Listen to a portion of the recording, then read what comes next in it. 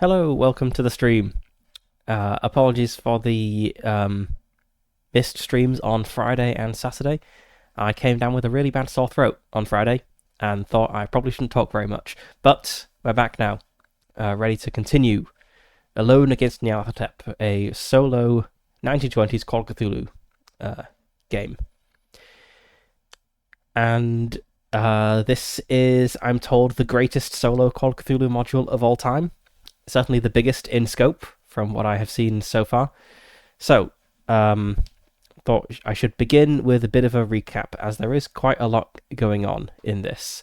So, the game is set in the 1920s, like Call of Cthulhu typically is. It is set in Yorkshire, though, which is nice. That's closer to home. Normally, Call of Cthulhu is set in the US, but we're in Yorkshire this time. And the premise is that we have been named, well, our character, there is only one of us, really, has been named as a beneficiary in the will of an old acquaintance, a man called Edward Lombard. And we weren't particularly close with Edward, so this was kind of a surprise. Now, we are, or our main character is, there are several characters, which we'll get into in a moment.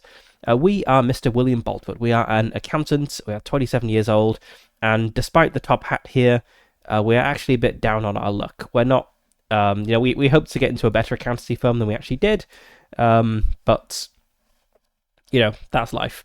So, we met Edward Lombard on an archaeological dig in Egypt, specifically the Tutankhamun dig. We were there with Lord Carnarvon, helping with the finances of this, and even got a bit hands-on in the expedition. and Edward Lombard happened to pop by, and that's how we met him. It never really worked out. We never. It says here that this meeting with him never really brought about a promised partnership that would bring financial security, but nevertheless, I'm sure we had a fun time with Edward Lombard digging up Egyptian relics. There are several other beneficiaries here as well. We have Captain Rob Mahoney, a ship's captain, 63 years old. He met Edward Lombard.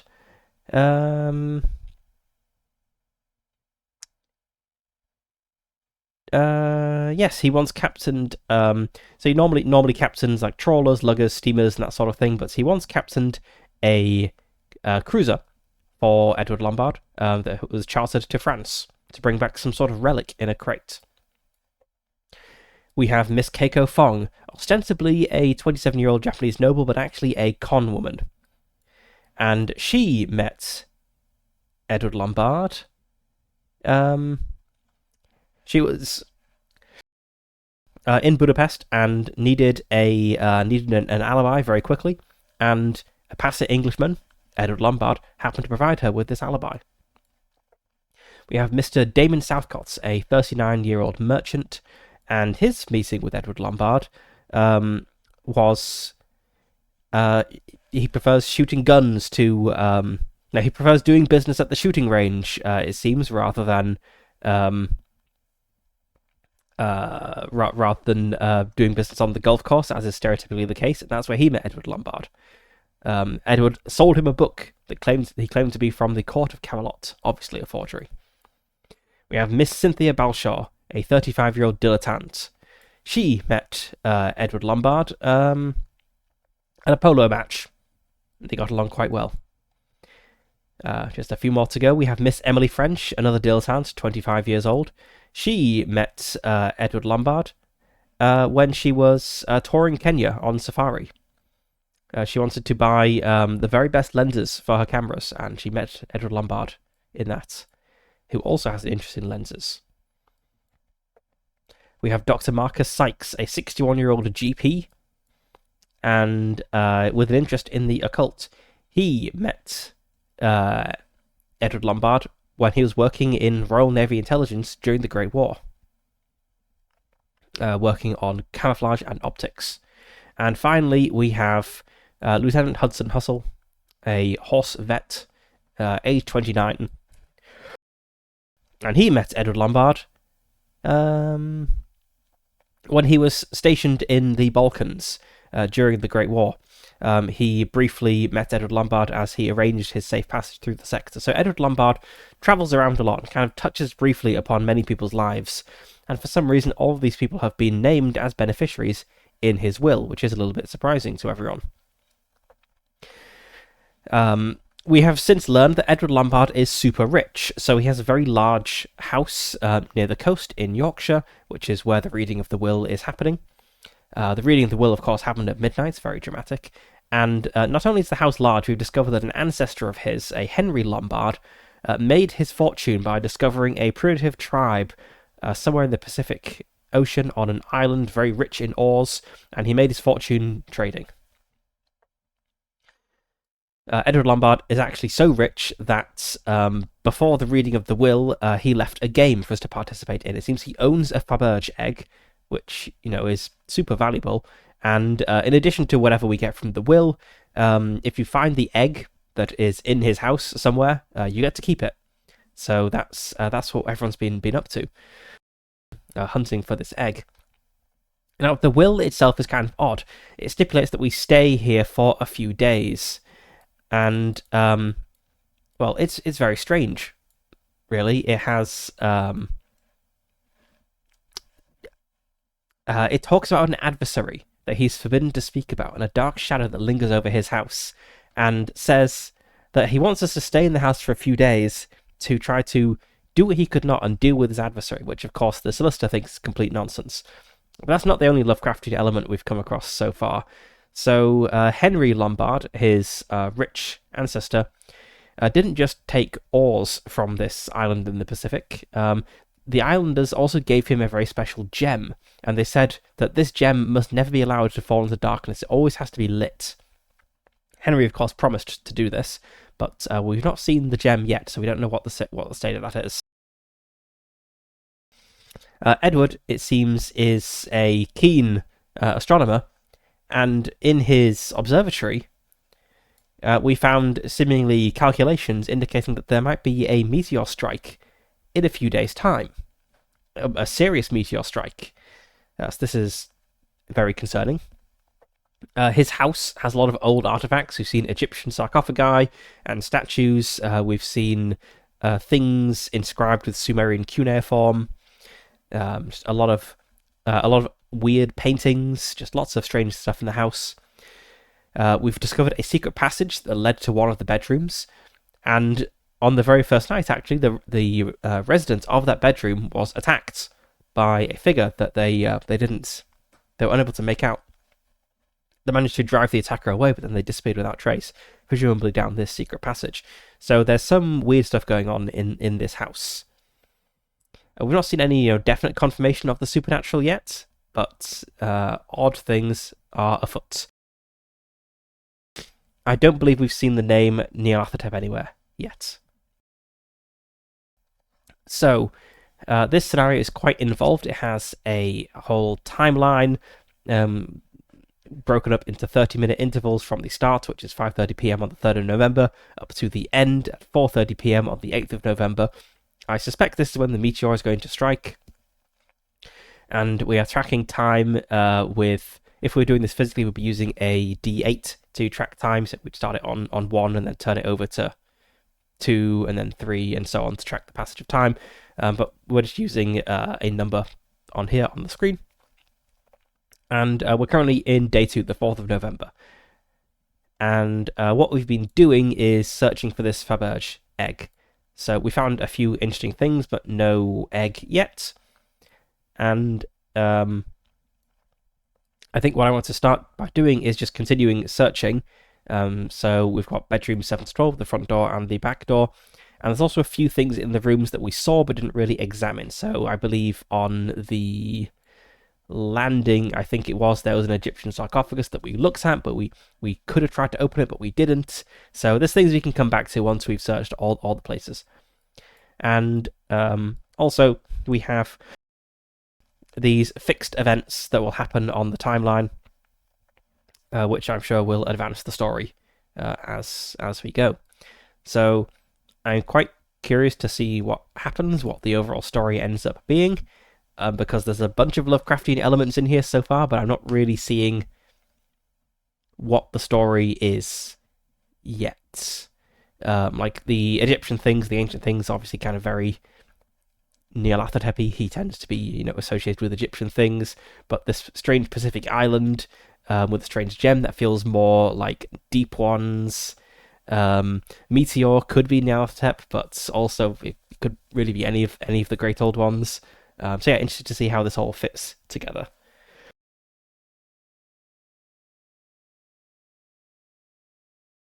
So without further ado, let's get to it. It is 1:30 on the 4th of November. We've been keeping track of everything that we have done. We are currently on prompt 231, which is our house map, and I think next we want to go to bedroom 7. So let's go to that.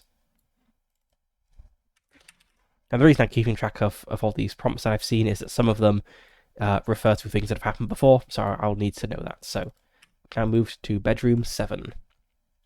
I've already forgotten what number it was. 226. A blue decor and fine drapes makes for a plush-looking bedchamber. These bedchambers really vary in quality. One of them is like all horrible and mouldy. This one sounds quite nice. However, there is no exterior window, only a glass panel above the door. A large wardrobe allows the occupant to hang their clothes next to the high bed. Other than that, there is only a desk and a chair furnishing the room. You notice there is a fusty odour. A large oil painting of a big cat stalking a moonlit forest hangs on the south wall. Underneath it, a brass plate has the inscription, "Trust in the Moon," signed by Her Royal Highness Victoria. Surely it cannot really be painted by the late Queen. It is quite a striking painting and a sort of optical illusion, you think. You look around for a while more, but there is nothing else of note here. Okay, let's proceed to bedroom 8.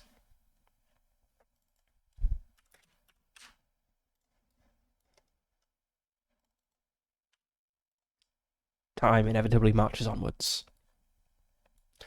Okay, 251. This bland-looking bedroom is functional with basic square furniture and no frills upholstery. An upright piano is against the western wall. However, it is not in tune at all. Above hangs a small watercolor landscape entitled Jugger How Beck, signed by J. Lombard. We did get a list of all of his ancestors at one point. Presumably it was one of them. Searching around, even inside the piano, you find nothing of interest, although you do find a full box of matches underneath. You may choose to gain matches. I think we already have matches. Let's take them. We've now got 3 sets of matches. This house has a lot of matches. Okay, let's return to bedroom 9.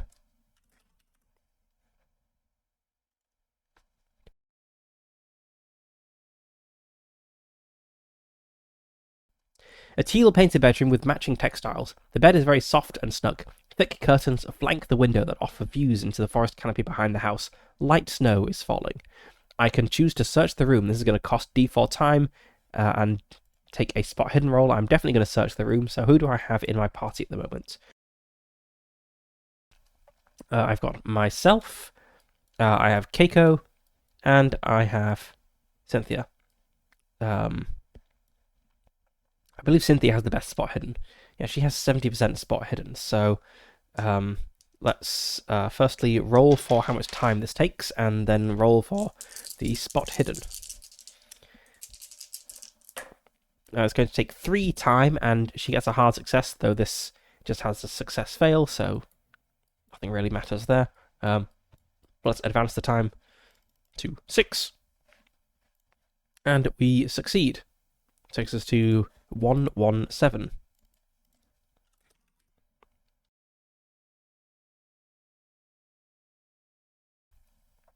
Carefully searching the teal bedroom, you look through the bedding, curtains, and under the rug. To your surprise, there is something there. It seems to be a brass plate in the centre of the floor. Looking even closer, you find it has a lens in the centre. You peer even closer, and after lying on the floor, realize it is a spy hole. Looking through the lens, you can see into the dining room rather. Okay, if it is midnight to 1 a.m., go to prompt 99, otherwise go back to 231. Okay, so there might be something we can discover here at night. Let's maybe come back to that then. I'll start noting these things down. What was this? This was room 9, I think. Was it? 139. Yes, it was room 9. Let's note that down. Room 9, spy hole.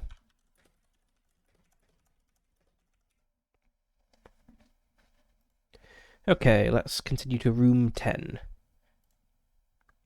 I think this initial phase of searching is probably not going to be very interesting.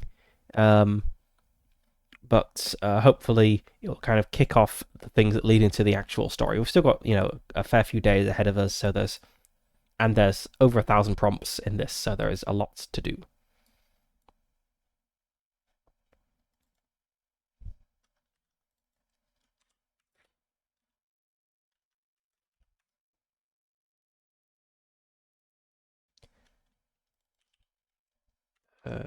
Okay, 236. The bedroom is looking tired and some wallpaper is peeling. The pastel colouring suggests a female touch. There are many open and empty wardrobes and chests of drawers. Only one garment can be found with these, a black Victorian dress one would wear in mourning, as associated with Queen Victoria herself. Okay, and a second Victoria reference in the bedrooms.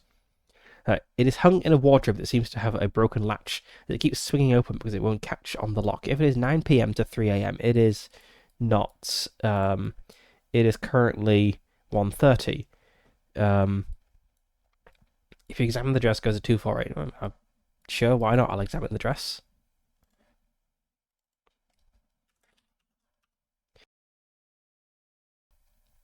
You remove the jet black dress from the wardrobe and study the materials and stitching.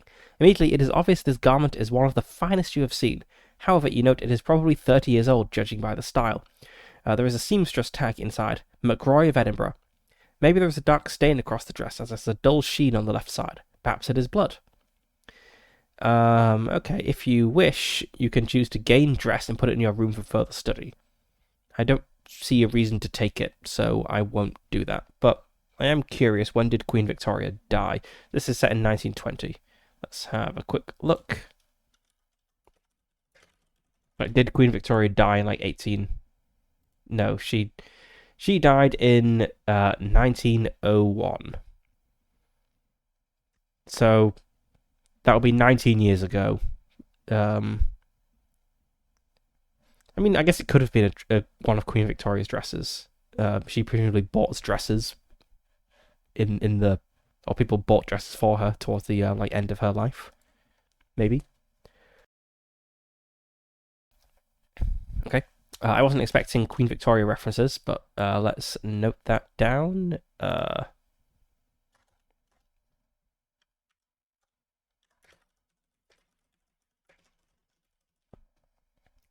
Not really a clue, more of just a curiosity, but maybe something will come of it.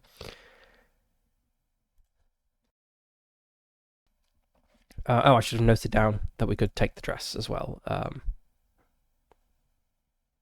Yes, it was 248. Bedroom 10. Okay.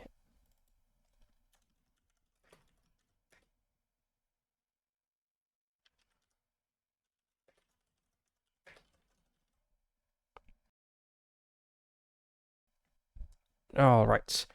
Nearly done with the bedrooms. On to bedroom 11, 334.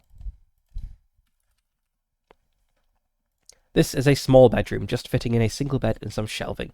The only thing on the shelves is a small wooden cross. The walls are whitewashed and there's no decor at all. The floorboard creaks loudly outside the door, but there is no reason other than the timber being antique. It's amazing how the house doesn't have more creaks, cracks, and structural issues. A testament to the skilled craftsmen who erected Lombard House generations ago. I can choose to gain a crucifix. I already have a crucifix. I don't really see a reason to take another one. So let's go check out the last bedroom, bedroom 12.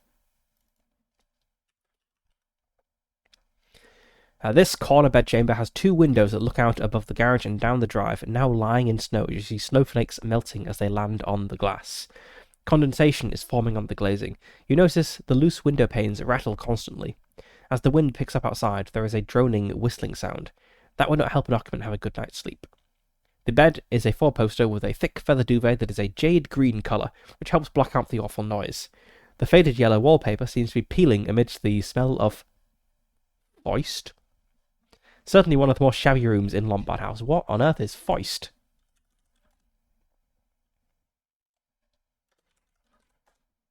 Foist, noun.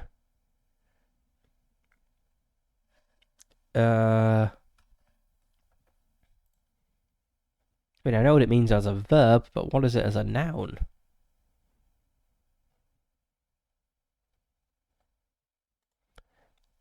Got an AI suggestion from Google, but I don't trust that.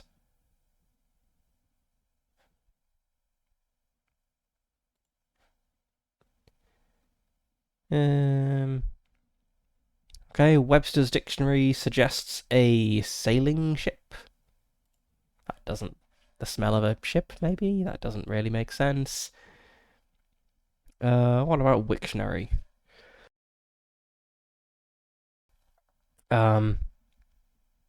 Okay, I have a few meanings. A slang term for a thief or pickpocket. This room smells of pickpocket. No. A type of light and fast sailing ship. Nope. A cask for wine. Or fustiness and mustiness. That's probably that. The room smells musty. Okay. You learn something every day. Right, the room smells musty. It is, if 7 a.m. to 5 p.m., which it is 1:30. Yes, yes. Roll spot hidden. We can also choose to just search the room, which will take 30 minutes. Well, let's start by rolling spot hidden, and if it seems like there might be something interesting to find, we could search the room as well.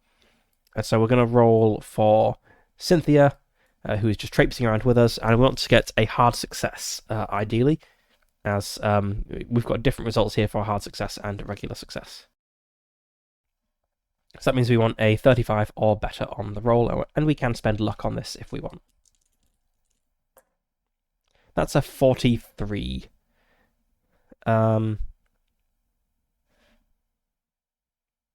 Yep, I'll spend 8 points of luck to make that a hard success, which will take us to prompt 332. No, not 332, 322. You notice out of the window that there is a standing stone. The top is sticking up from behind the bushes beside the gateway. It is some megalith, judging by the look of it. Very interesting, and sparks your curiosity. You suddenly notice someone down there moving quickly towards the gates down the drive, wearing a billowing white garment with striking red hair. You lose sight of her as that is what you assume her gender is. I think we have seen this person before. Right? Let's skim through our list of things. Says go down and investigate. It goes to number 2. Have we? Might have got there via a different route, but I'm pretty sure we've seen someone down there and chased them before. Yeah, maybe we didn't go down to number 2 before, but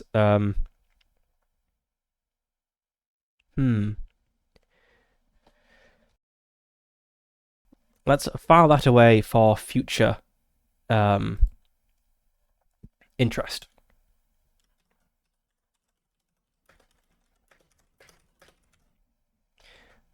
Because I think 3 on 3 is the other searching results. No, that was the room. Oh, interesting. Whoops,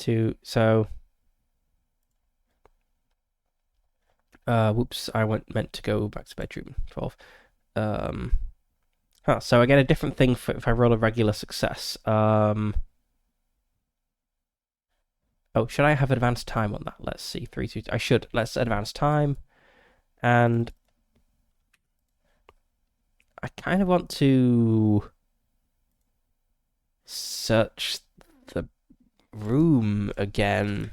Like, my curiosity is piqued by there being different prompts for a regular success and just searching the room. So I think I'm going to search the room again and go for a regular success this time. So I want to find everything there is to find. 38, that's a regular success. It's a 296.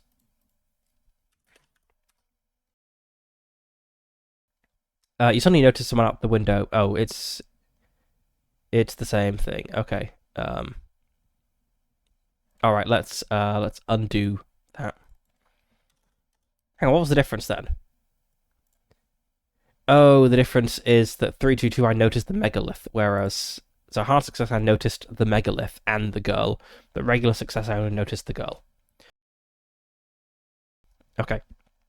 Well, I'm just gonna search the room then, which costs 30 minutes. Just move along to the next box. So that's 3, 4, 5. You spend a long time going through every detail of the bedroom, but fail to find anything of note. However, you can't shake the feeling that someone is watching you. You can almost sense a breath on the back of your neck. You get a cold shiver and decide it must be a draft from the window. Okay. Right, so let's leave the room.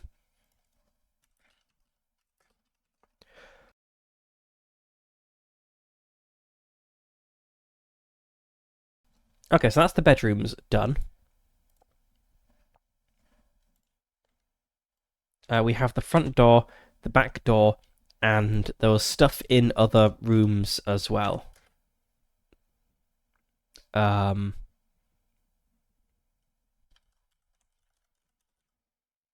was a sarcophagus. There was a statue of a cat girl. I'm sure there was other stuff, but I could flip the rooms to see what else there was. But anyway, yes, let's go to the. I think there's also the observatory. I didn't look through the telescope. But yeah, we can look at the rooms and see what I missed. But yes, let's go to the front door.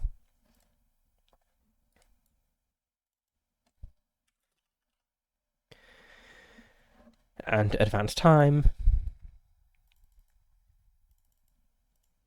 Why can't I? What's up with my text box? There we go. Oh,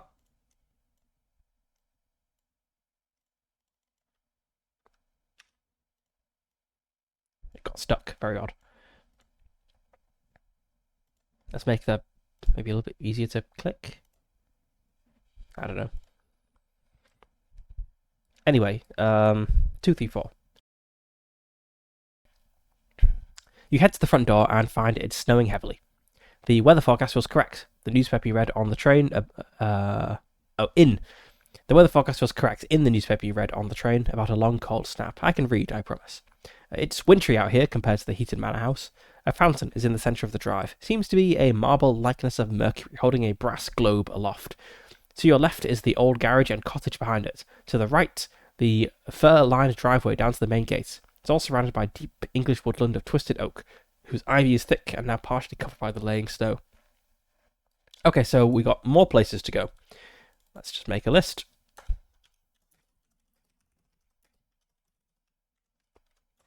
So we can go around down the drive, we can go to the lawn, garage, forest, cottage.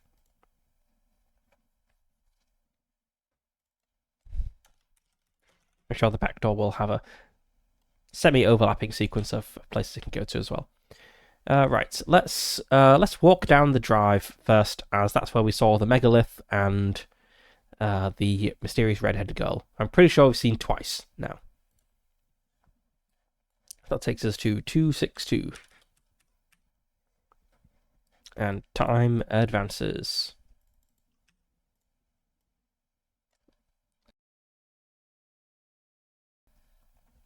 Alright. On the driveway, the snow lands on your shoulders and begins to collect in places. To your left is the forest, but to your right is a lawn with a huge oak tree smothered in the snow. The tree is so big it must be ancient. As you near the gateway, the horizon is barely visible through the drifting snowflakes.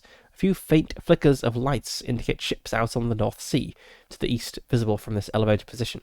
You tighten your collar against the cutting wind blowing in from the sea. Okay, so we have a few choices of where we can go. We also have a spot hidden, so I think these are all new places. I can see why this is big. It's immediately branching out into like a whole overland exploration area. Hang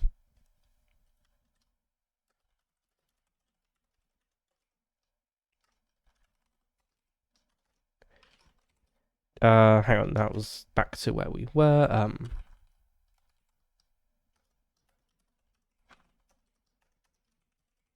Let's just see, was the woodland the same as the woodland was 409, but if we go back up the drive, to 234. I've immediately forgotten the numbers. I'm just gonna copy them here and then compare. Right, okay. So, yep, tree is new. Forest perimeter is new.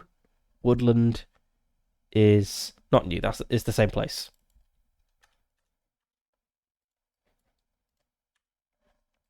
Okay. Anyway, spot hidden.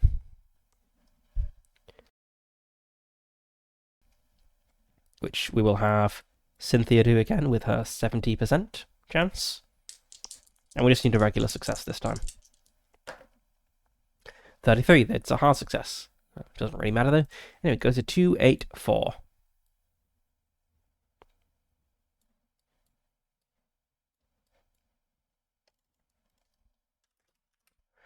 At the edge of the tree, you notice behind the large entrance pillar is a standing stone. You take a closer look and find it is inlaid with carvings. They look ancient and are badly worn by erosion. The most notable are depicting serpents and the moon. I'm pretty certain we've been here before. Let's see, 284.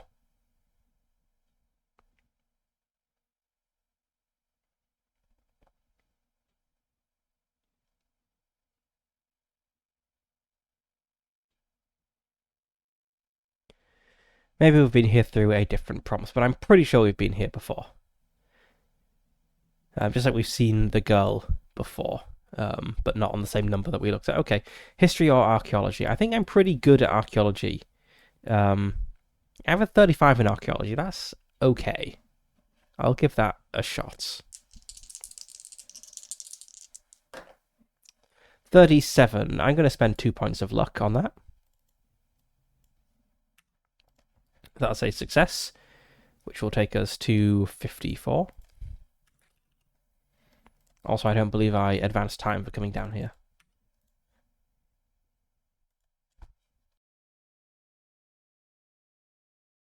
Now I need to advance time again. Okay. You determine that the standing stone is South American in origin, probably Bolivian, similar to a journal you once saw about an archaeological dig there before the war. You estimate the stone is maybe 8 tons and must have been extremely difficult to transport here from another continent. This is a megalith. Perhaps it was unethical to take it from an ancient monument. If it is 6:30 p.m. to 8 a.m., it is not. I can choose to enter the dark woods, but I've got 2 other leads to the woods, so I'll get to the woods eventually. Otherwise, go to 262. So back up the drive. Sorry, back to the... Yeah. Okay, right. So I don't really want to leave the property yet, so I won't head off down the road. But let's see, where is this lone tree? Is this tree in the property? Yes, it's in the lawn. Oh, hang on, was that the... Let's have a look at the lawn. Lawn was...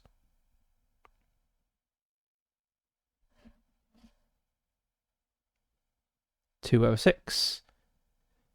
And tree is... Okay, so the tree is in the lawn, but there's a different location to the lawn. Yeah, let's go check out the tree, and then we can presumably check out the lawn from here.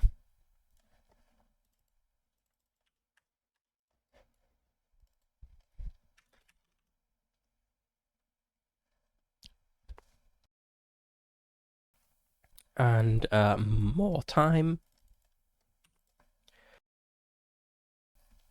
Okay, tree.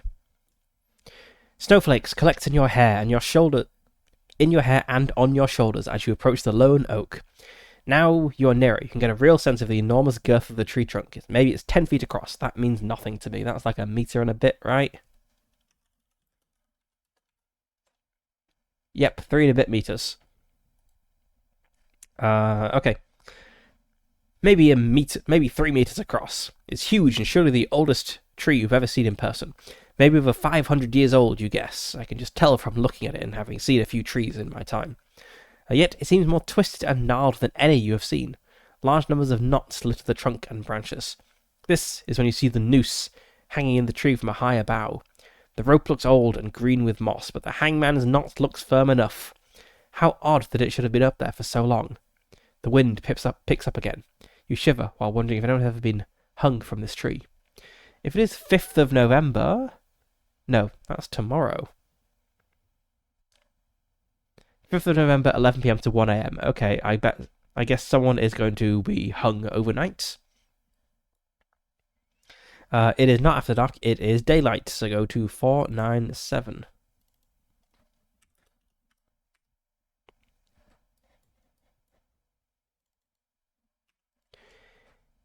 If you have earned the title of Lumberjack, which we have not, go to 177. You approach the impressive old oak tree and note all of the leaves have long since blown away in the fall. Very few are even left around on the lawn. One side of the tree is covered in snow, plastered by the prevailing wind. The exposed area seems to bear some large scars on the main trunk, and even a few large limbs have been cut off. Large knots litter the main branches, and the roots look huge and wide. Perhaps it is over 500 years old. It appears to have seen some history, looking at the deep scars. It is ominously twisted and green with algae. You notice something hanging... yeah, it's the hangman's rope. Okay, if an axe may try to fell the tree... I don't really know why I'd want to fell the tree. Maybe it'll become apparent later, but... there is a gate.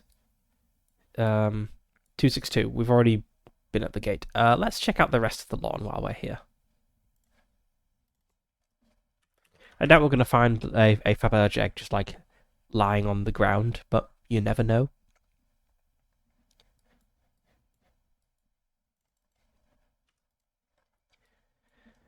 On the lawn beside Lombard House, you stop to admire the expanse of snow surrounding a vast, lone old oak tree near the centre. The tree trunk would take many people with linked arms to ring, leading you to deduce it must be ancient, perhaps over 500 years old. I really keep coming to the realization every time I look at the tree. Wow, that tree must be nearly 500 years old, if not more. Anyway, okay, so okay, yes, this just leads me back to other things. So the lawn is just a kind of like intersection place.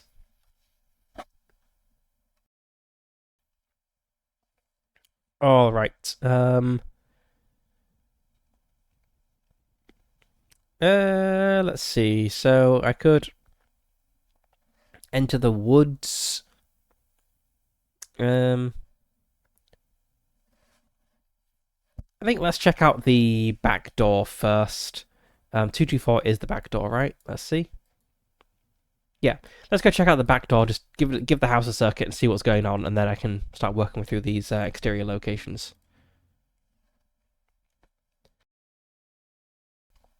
Okay, right. Let's note that down. 224 and advance time. You find yourself on the back terrace outside the main hall's double doors. Stone stairs lead down to an Italian sunken. What's an Italian garden? Anyway, a few feet below ground with a small pond. Beyond is a little empty summer house facing back towards the main building. Some steps lead up from a pond area to the west before following a gravel track into the trees. Snow slowly drifting down. The eerie silence is broken as a murder of magpies lands on the nearby treetops. You count them as they sit clacking, watching you. 7 black and white magpies. They clack again and nimbly fly off into the woods behind the summer house. So I can walk on the lawn. I've done that. I can head into the woods. I've done that. So there's a gravel track which goes to. It just leads into the trees. Okay, so that's a place to check out. Probably the next place to check out, as there's no other interesting locations here. But I'm curious what an Italian sunken garden is. So I'm going to look that up.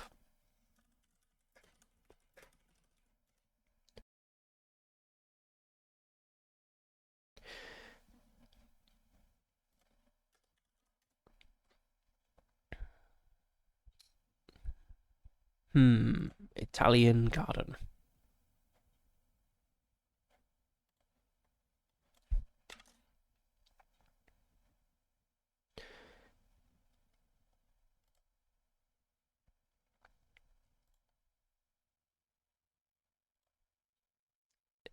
It's just a sunken area of in a larger garden, I guess.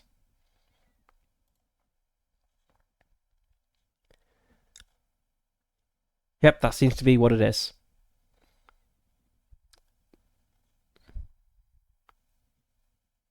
I'm not sure what makes it especially Italian. I guess maybe just Italy's where the style began. Um, okay. Right. So the only place really to go from this back door is walk around to the front and see one of the many things there, or follow this gravel track into the trees.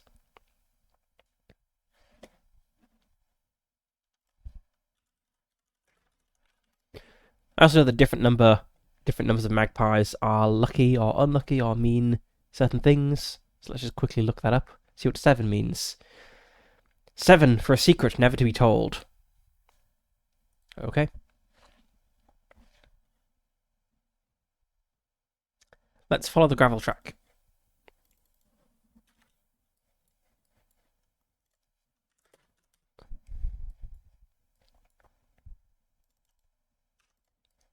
I'm very curious what these eldritch points are going to mean. Because obviously they're not sanity points. And I can't remember what I gained a bunch of them for, but I lost a few when someone tried to push me down the stairs. So I'm not really sure what they represent, but I'm kind of interested to find out. Anyway, 263. You are on a gravel track, cutting through the old woodland that comes to a junction. The surrounding fir trees are a bright white, as their canopy is deep in the accumulated snowfall. The silence is deafening. Now you've stood still at the parting of ways. I can go. Okay, so 409, I'm pretty sure that was just the woods. But I can go north or south. Sorry, I can go south or west. Let's go.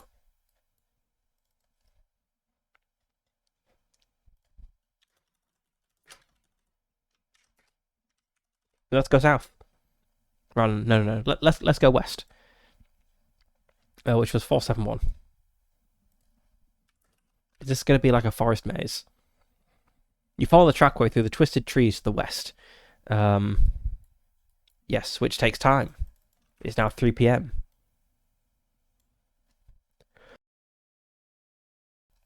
It'd be kind of interesting if there was like a mechanic for not wanting to spend too much time out in the snow. Anyway, you follow the trackway through the twisted trees to the west. After a couple of minutes, you approach the edge of the forest. Getting closer, you start to see views through the tall tree trunks of the distant Yorkshire moors, shrouded in snow. Walking a few yards to the last tree, you realise there is a kind of tower ahead. It is concealed behind the tree trunks. Maybe 4 stories up to the battlements, yet all the windows are bricked up. The tower is substantial and constructed from mason bricks, yet there is an archway right through the base. Looking beyond the arch, you see a large standing stone beyond the tower. Snow begins to fall heavily while a cold wind whips up. Interesting. Maybe this property is surrounded by standing stones. You know, we've got one at the main gate, who just walks all the way through the like small forest to the other side of the property. We found another standing stone. Roll history. It's unfortunate that it's history, not archaeology this time. Although maybe we're learning about the tower rather than the standing stone. Let's see if anyone's good at history. Feel probably not. Yeah, no one is good at history, so only a 5% chance of success here. 21. I mean, that's potentially in the realm where we could spend luck to get there. Probably 16 points of luck, which is quite a lot. But I'm curious.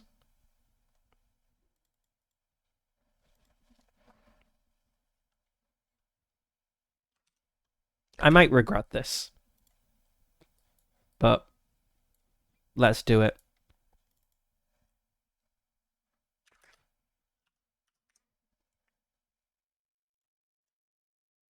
That was some time.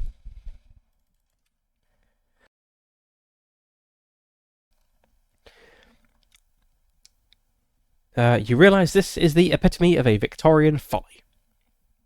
A building designed to look like an older relic from history, created by wealthy landowners. Typically, these extravagant projects are of no practical use. Many consider them opulent ego projects for the wealthy. You wonder what use this folly is, as it cannot even be seen from the house or gardens. Well, that was a waste of luck. Go back to 428. Oh no, we proceed. Not back. Forwards. We're now checking out this folly. Once at the archway, you can see a door into the tower within. However, the old wooden door is locked, with a small padlock on a clasp, unless you've already opened it. I have not. The archway under the tower offers some welcome shelter from the elements. The stone floor is dry. Your footsteps echo inside the small stone tunnel. Beyond the tower, another 10 yards, is a tall monolith of veined marble. With some snow on its cap, it stands against a white background of nearby fields. In the distance is the Great North Yorkshire Moor, a vast area of open moorland and bog exposed to the weather on the highest ground. It looks truly inhospitable as the driving snow drifts in front of your view. The wind seems to be getting up from the north, which is fine as the archway is east-west facing. If you've already gained entry and want to access the tower, I do not. If you want to use a key, I don't have a key. I don't think I have a padlock key. Let's just double check. Nope. I can force entry into the tower. I can pick the lock. I don't really want to do that. I have no reason to believe there's something of interest in here at the moment, so I'm not going to walk around the property of my dead acquaintance and break into things. To investigate the standing stone, go to 367.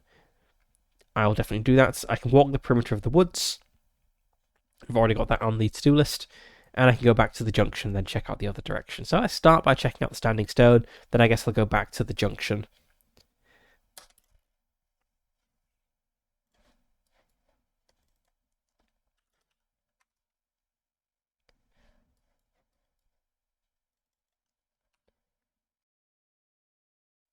You head to the large standing snow. Oh my god, I can't talk today. The large standing stone 10 yards west of the tower. You investigate the monolith and think it is perhaps 10 feet high. As we've established, that is a bit over 3 meters. It appears to be made from white marble with dark veins running through it. You notice some markings carved into the surface. Some are symbols, others more like pictograms. All you can make out from them is a symbol of what appears to be an octopus or spider. The snowfall intensifies in both flake size and quantity. Then the wind drops. You can see something out in the field, maybe 80 yards away. I don't know how far that is. It is not covered in snow and therefore a dark object. Because snow would melt if it landed on a dark object because it holds the heat better. Looking closer, you think it's an animal lying in the snow, maybe even dead. It's not moving. Let's start by studying the carvings. That's archaeology, which I am not awful at. I have a 35 in archaeology. 17. That is a success. Go to 397.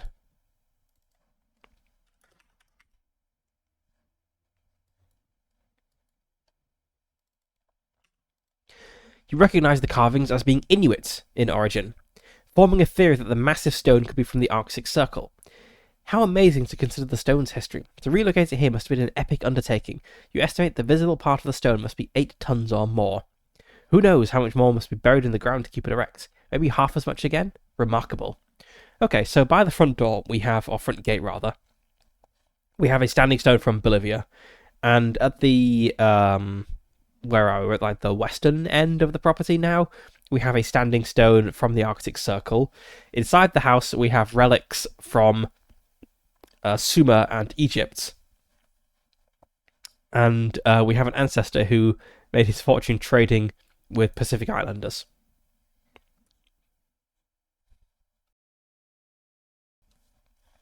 Go to 367. So we're back here. I'm not going to make time pass for going back to this entry point. I feel that the time mechanic in this, I think I said this last time, the time mechanic is interesting, but I feel the execution is not great. So the way it works is we have these starred entries, and what that means is that time doesn't pass when you get to the entry, but sometimes entries will say that a certain amount of time passes, and then they link to another entry, and sometimes that entry costs time, sometimes it doesn't. So it's like, is it a mistake if it doesn't cost time? And sometimes you'll have an entry that provides more detail, like kind of like a sub-entry, then you go back to the main entry, and by a strict reading of the rules, that should cost time. But I don't see why it would cost time to look at this, say, like looking at the thing and saying, yes, this is Inuit in origin, costing time there makes sense, but then going back to this like main menu, I don't think should cost time. So I think it would be better if, rather than the entry itself indicating whether it costs time, the links should say. So it should be like, study the carvings, +1 time, roll archaeology. Investigate the animal laid in the snow. Go to 332 +1 time. That sort of thing. Anyway, I'm going to go to investigate this animal.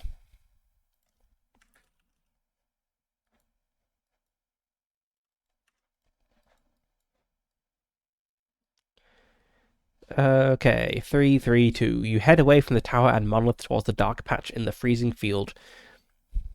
The heavy snowfall limits your vision now to only 100 yards. Even the forest is obscured in a sea of white.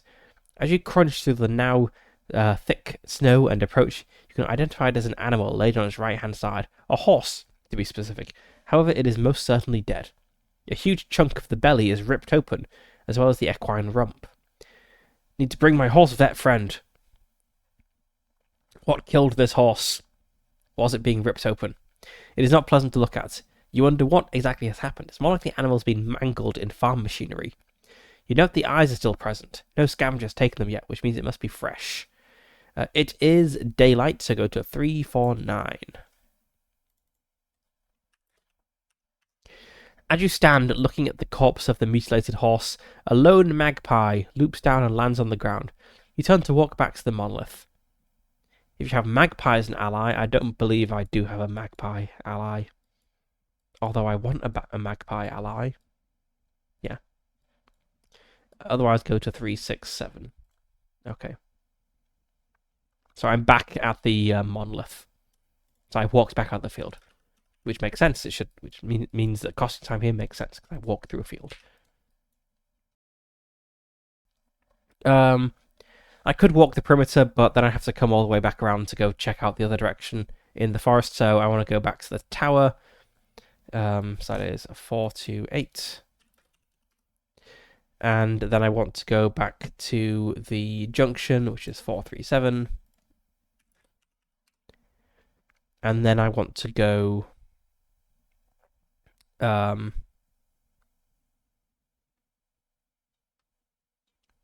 the junction of the woods, 263. That's 3 times so far. And then I want to go south, 273. So 4 time.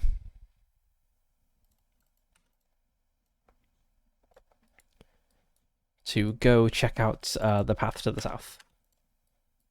I'm sure that down here I'll be able to do the circuit of the woods as well.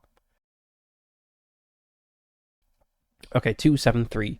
Following the winding trail through a dense row and thickets, you emerge before a huge privet hedge stretching off left and right.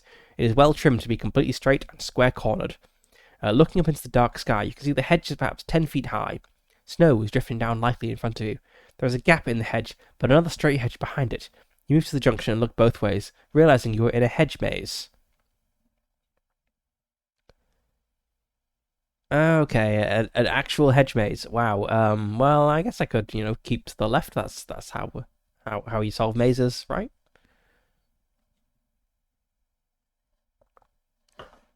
Sure. Let's work our way through a hedge maze. 324.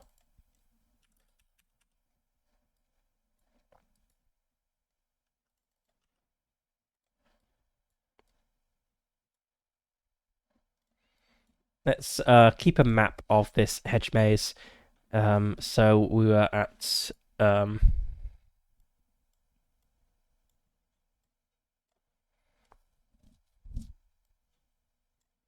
and so let's go back to 273. I want to know the numbers of the prompts so I can know when things match up. Right, so 273. We went to 324.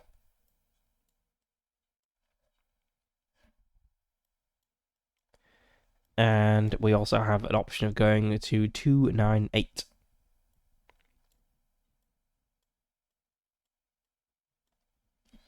I don't know why I keep starting to write numbers like this. It's obviously bad. We've got 324, 298.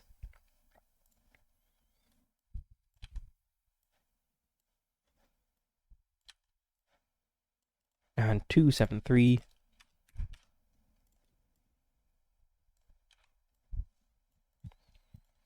And I guess let's use the red background for the ones that we've not been to yet. So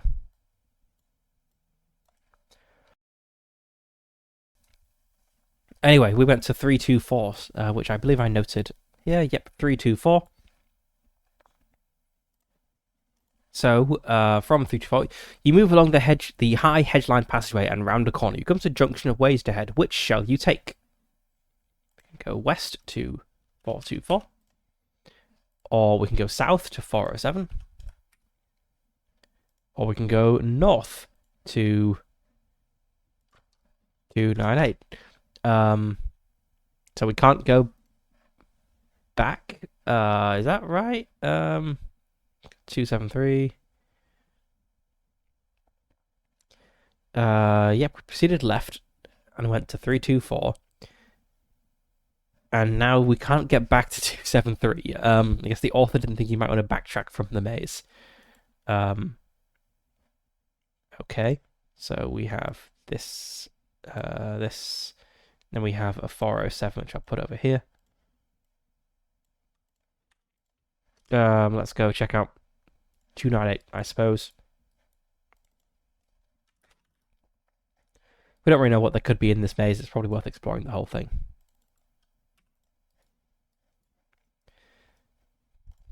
And yes, I'll use the red background for unexplored. 298. You find the high hedges that have kept the snow from laying on much of the ground within the maze. You cannot see where you left tracks, like in the woods. You follow a long, winding route through the hedge maze, moving to a junction. Looking to your left, realize you're back at the only way out. Okay. So 298, it takes you back to so okay, so this isn't exactly a this is a directed graph.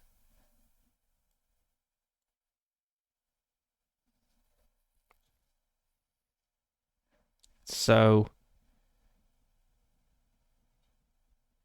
yeah, these prompts are let's see. It says 298 loops back on itself, which is kind of weird. It also goes up to 324, so um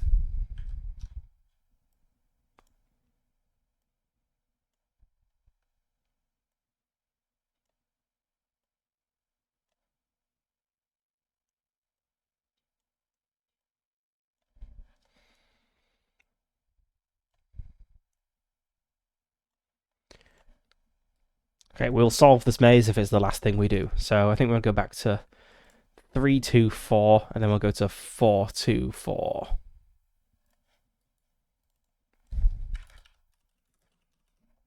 So that's 2 time. Imagine if we found this before the reading of the will, and then we missed the reading of the will because we were lost in a hedge maze, and that was game over because we just didn't attend. Anyway, 424. Following the maze's confusing route, upon turning a corner, you come face to face with a grey standing stone. Nice, another standing stone. I had a feeling there'd be one in this direction. Of perhaps 12 feet in height and maybe 4 feet across. Snow has settled on its upper surface. Roll archaeology. 57.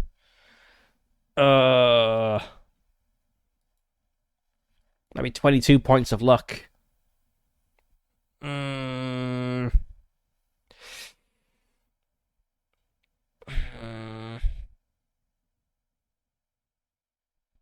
I think we have to.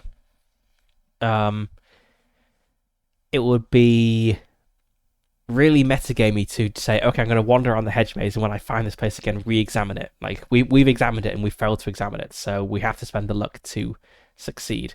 So it's going to bring us down to 16 luck. I mean, it's just going to tell us which ancient culture it's from, but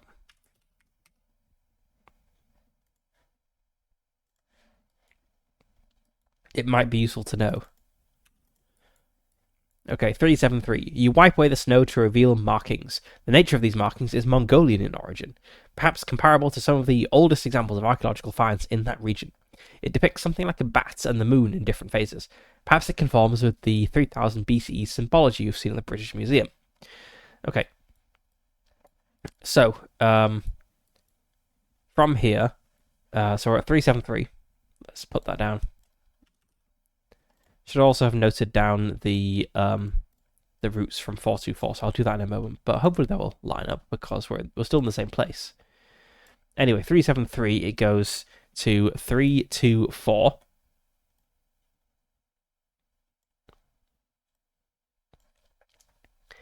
And it goes to 407.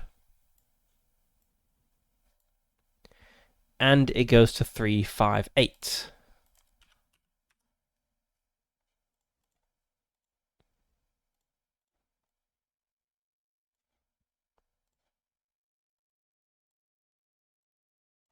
Let's just jump back to 424 and check that didn't. There's nothing like weird going on there. Okay, east 324, southeast 407, southern route 358. Okay, so we, I guess, don't really need 373 as kind of separate one, but show they're equal, I guess.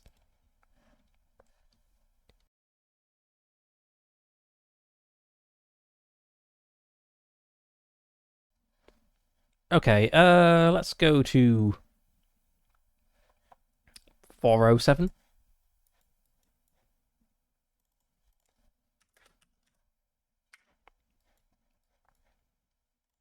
I guess this maze isn't so bad. Oops, 9. A D8 doesn't go up to 9. I suppose it can't really be too bad because we don't have a visual aid. Or the game doesn't give us one, so it'd be kind of awkward to do a map without. It's awkward doing a maze if you can't see anything. So yeah, it makes sense. It's not that complicated, maybe. Anyway, 407. Heading around a series of tight bends in the high hedged maze, you come to a crossroads. The snow seems to have stopped falling for a while. You can see the top of the observatory from here. Tops of snow against the dark sky. Judging it must be 200 yards away.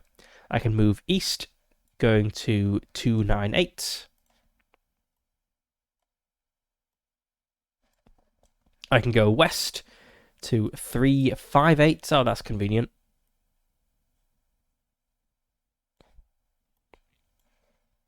I can go north to 324. Or I can go south to 233. Ah, that's another new one.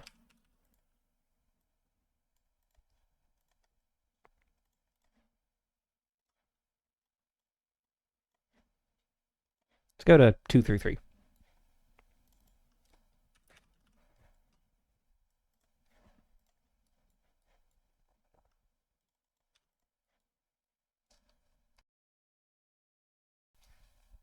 Okie dokie. 233. You, finding yourself in the enclosed center of the maze. I did it. That's winning, right? Getting to the center of the maze. You feel uneasy. The sky turns a darker shade of grey. The snow resumes, falling slowly to earth. It is an open circular area with a fountain topped with the marble statue of an angel. She is crouched, looking down at her reflection in the water.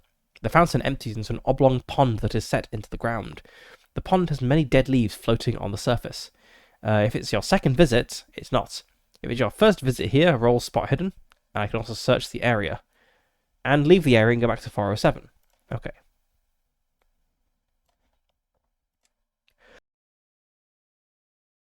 So yes, let's search the area without spot hidden. 5. So that gets us to 268.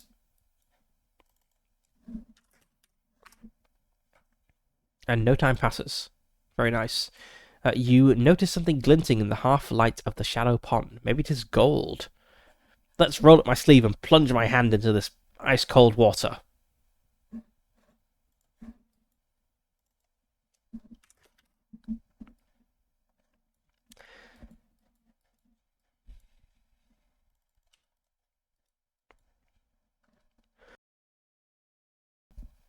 You kneel on the plinth, surrounding the shallow pond, adjust your clothing to stay dry, and put your arm into the water. It is certainly cold, but it is snowing after all. Reaching down further, your upper arm goes into the water, and you find the object and take hold of it. It is daylight, so go to 369.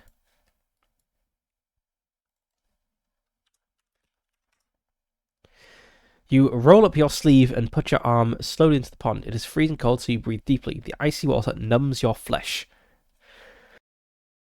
Quickly, you find the ice up and recover it. Looking at your find, it is a sturdy, long silver key. It seems to have a threaded section at the end as if it should attach to something else. Gain silver key. Okay. Nice. I have a silver key. Also, that's another thing. There's been a lot of silver stuff in this map. Like, we found a bunch of silver bullets and guns loaded with silver bullets. Is there going to be werewolves here as well? Anyway, back to 233. And then I guess I'll go back to 407. And then 358.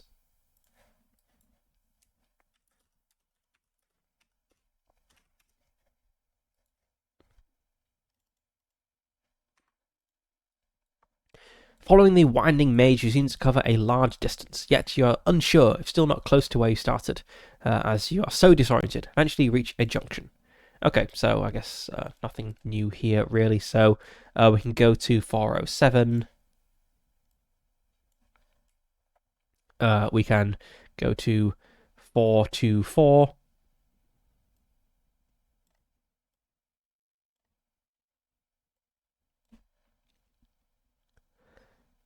And we can go to 329. Ah, that's a new location. Put that over here. Oops. Slightly nicer arrow. Yeah, let's immediately press on to 329. I thought we were just gonna end up at like a place of nothing new.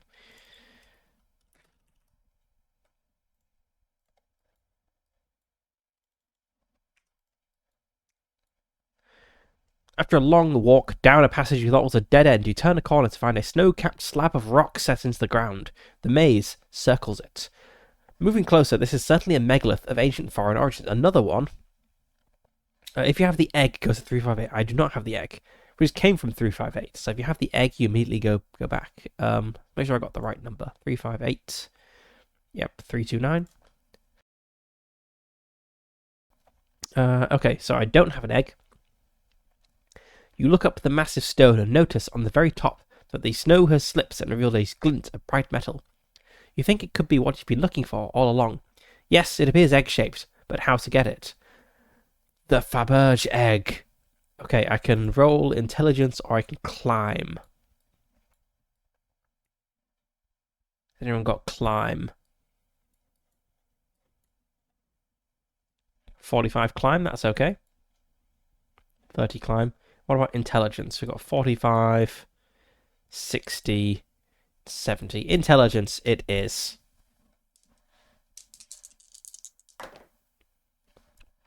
Easy. 299.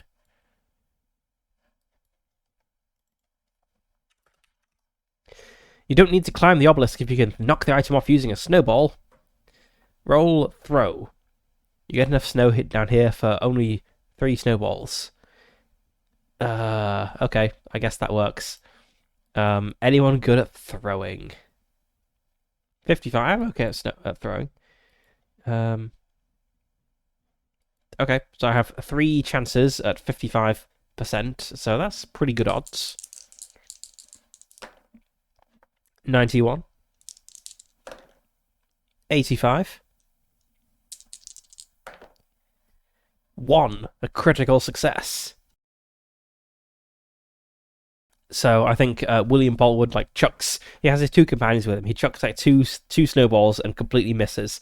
And they start to roll their eyes, and he's like, "Hang on, watch this!" And he throws 1 snowball, and it is perfect. It clips the egg with just enough force to knock it down, and where it lands gently in the snow.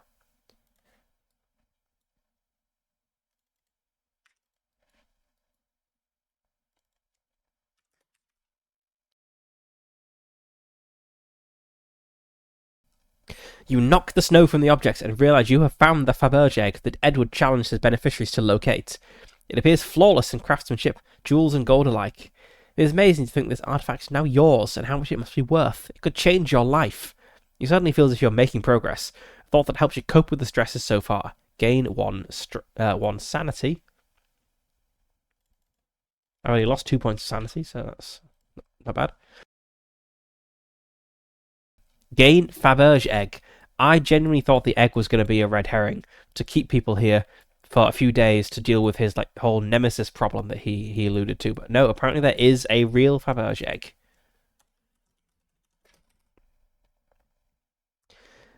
You set off to leave the maze. Roll navigation. And if I fail, I end up back at 233. But I know the way out. Okay, let's roll navigation. So he has a button compass which gives +10. What is his navigation? That would make it 20. And she also has a compass.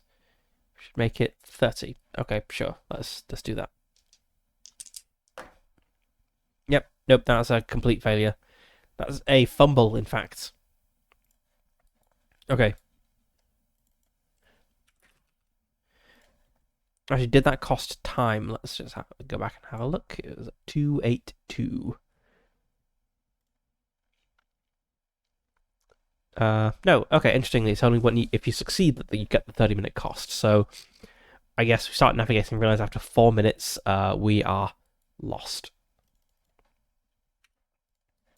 But we went back to 233. Kind of, I guess. Let's do that. I don't know why I'm bothering to draw this. I'll never need to reverse this map again.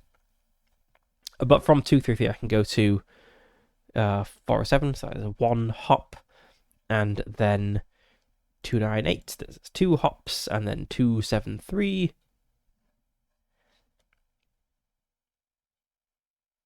Oh, 298, I can just go back to that house. Okay, so that's going to be 2 time units and 30 minutes. Okay.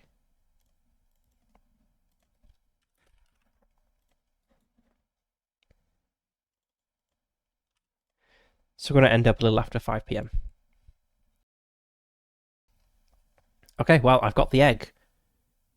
I've not walked the perimeter of the forest yet, so there is stuff to do outside, but I've got the egg, which means I should go to the office, the study rather, and tell the solicitor that I've got the egg. So I go to the study, and like, ha, you also thought it was a joke. Let's talk to Mr. Grey. If you wish to present Mr. Grey the Faberge egg, go to 989.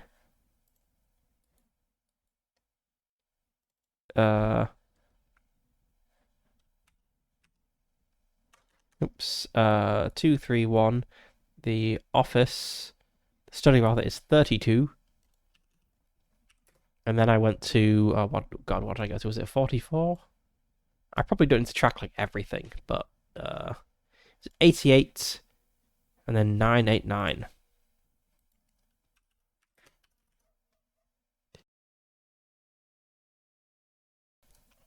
You show the solicitor Bertrand Grey the priceless Faberge egg.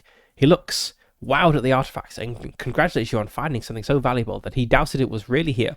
Well, bravo to you. He reaches into his jacket and pulls out the golden envelope he had shown you before. Opening it, he reads from a piece of paper, a cryptic message from Edward Lombard. I knew the egg was something about keeping us here. The egg just unlocks more mysteries.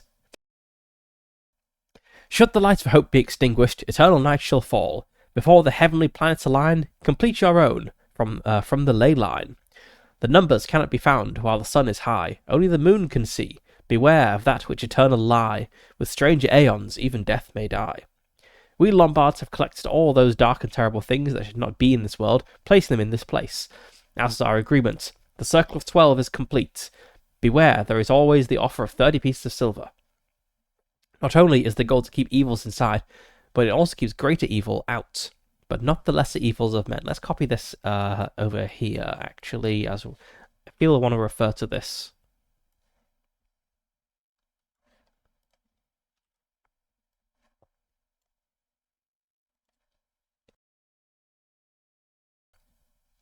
Anyway. Leaving the boundary is dangerous outside daylight hours, but necessary, for my nemesis now knows you and has much influence, even beyond the boundary. He slowly drains anyone dwelling in this house to increase his power. So, a slight pet peeve with the writing here is that it has commas in weird places. Like, why? For my nemesis now knows you and has much influence, even beyond the boundary. He slowly drains anyone dwelling in this house to increase his power. Anyway, hence my slow and lingering demise. When he has enough Eldritch power, this is what the Eldritch points are going to come into, isn't it? I've got 15 Eldritch points. Um, when he has enough eldritch power, he can exert it for evils to further his goal, to finally free the Haunter of the Dark, the messenger of the outer gods, and bearer of madness. Beware, he is full of tricks and magics, yet he is nothing compared to his master. For I can only create a plan that fails. I am bound by magics not to tell you how to succeed. I have invited people who I doubt could ever triumph, and that is why I'm allowed to. Um, I have quadruple locked the solutions and made it so you can do nothing but fail unless you are the new nemesis of darkness. That would have to be fate and outside of my control. A collective of humanity that individually can do nothing but fail, like the Lombard family line has. Forgive me for inviting you to your end. Edward Lombard. To the finder of the golden egg, the bearer wins a means of escape.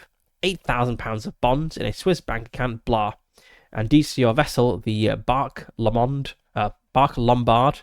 WH262. That was a ship we saw mentioned in somewhere else. Moored in Whitby Harbour, as to be found in the Bible, located in the lounge. Interesting. May you put all this behind you if you choose to leave now, although things have a habit of catching up with you one way or another. He turns the page to reveal a tea-stained, pencil-drawn doodle on the back of the letter. This has several symbols in a line up the page and a squiggle across it. See handout file 1. I assume that's this. Let's just consult my handouts to make sure there's nothing else. Handouts.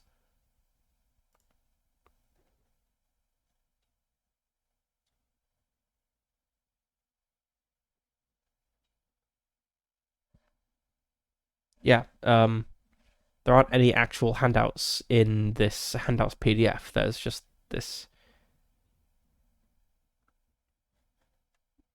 map and the character sheets and like tracking stuff, I think. Yeah, that's all there is.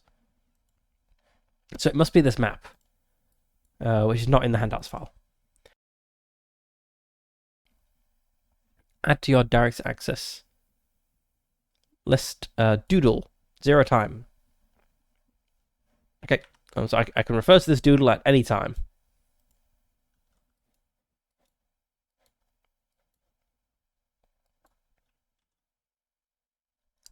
Let's note this here.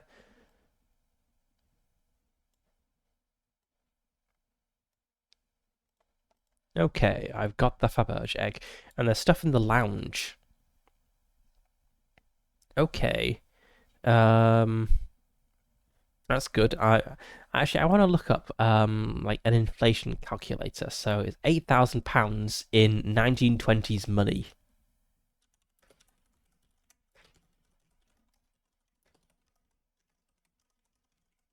Was that even pre-decimalization? Yeah, decimalization was 1971.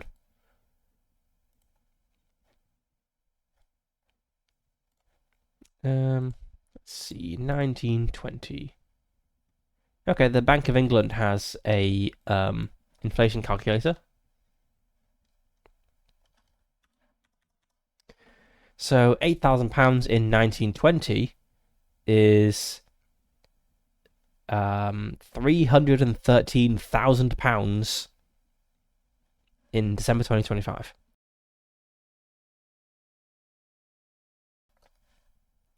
So fair bit of money. I mean, it's not like never work a day of your life again money, but it is quite good. It's like buy a house without needing a mortgage money.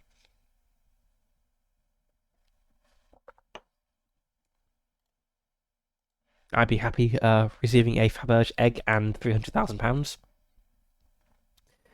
Anyway, I think maybe let's go to the lounge and see if we can get this bank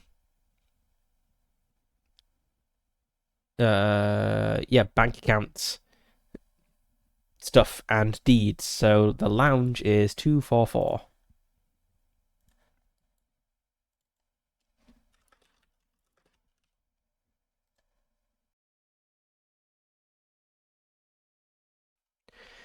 Let's see.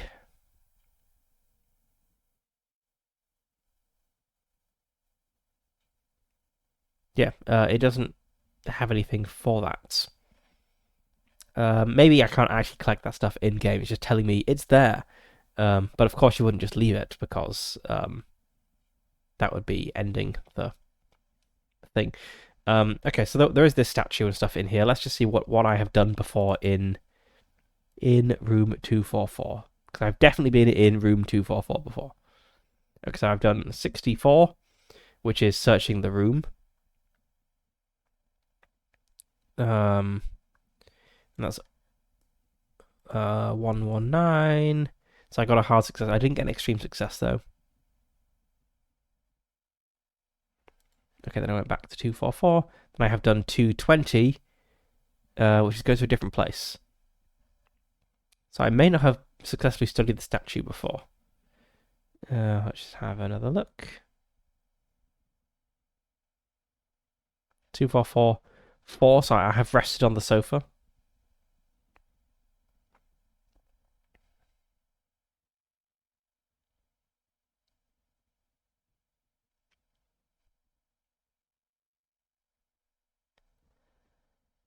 Um,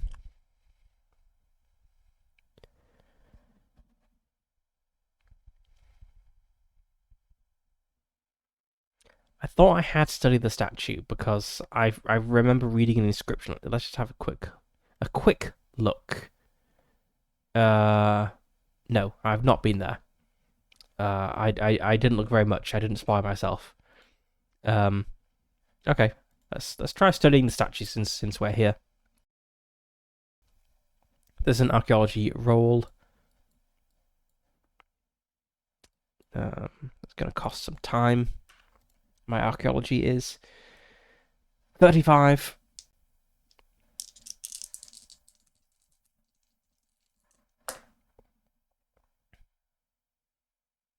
Nope. Okay, I have failed to do that. So let's just leave the room.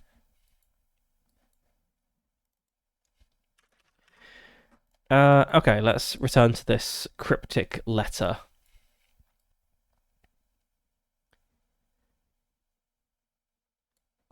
So there is some nemesis which is going to drain us of our power. That's bad.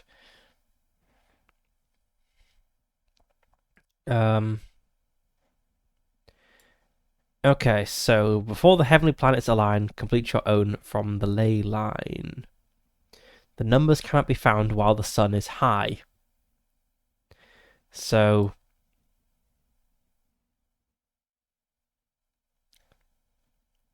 I guess that so some of the like standing stones and things mentioned they had like nighttime events. So it seems pretty obvious it's referring to the standing stones. Like what else would you have marking a ley line? So I guess I need to go and check those out at night.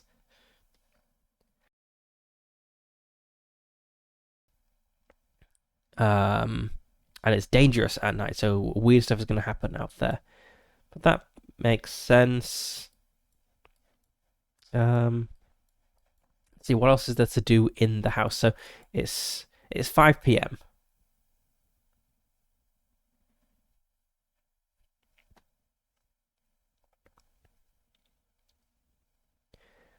We'll probably head out at like midnight, I guess. So let's see what else is there to do in the in the house rather. So there's a sarcophagus thing, which I believe was on the landing.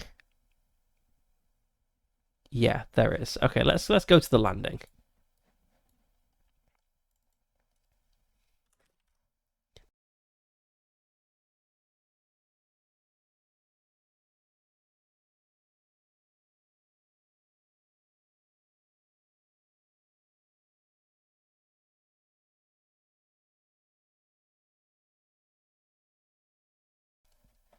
Okay, 219. Time advances.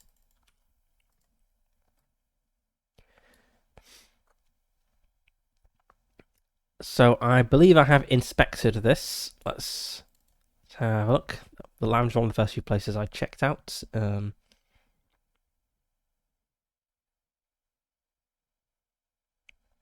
Okay, 219.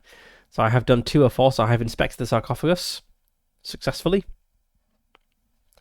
I have read the hieroglyphics. And I have not appraised it or opened it. I guess let's start by trying to appraise it, which I don't believe anyone has appraise. Oh no, the thief has appraise, and I believe she wasn't with us when we did it before. Anyway, let's try that. Nope. I mean, I could. I've not spent any of her luck yet. Yeah, let's do that. Let's spend 20 points of luck. He's going to tell me it's super valuable, but sure, why not? Okay, so I have appraised the sarcophagus. It costs 1 time and goes to 186.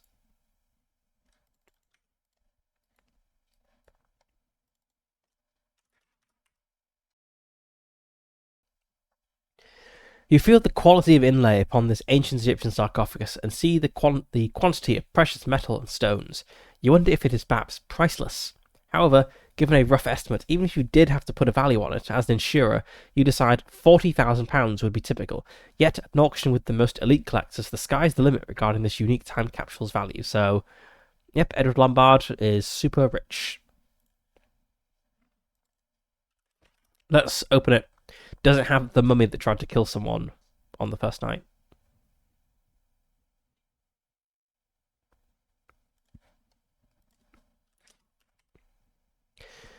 You try to lever the front of the sarcophagus forward. If you have a party, they may assist. I do have a party. If they assist, you receive an advantage. And roll strength. So who has the best strength? Who's like leading this? I have 40.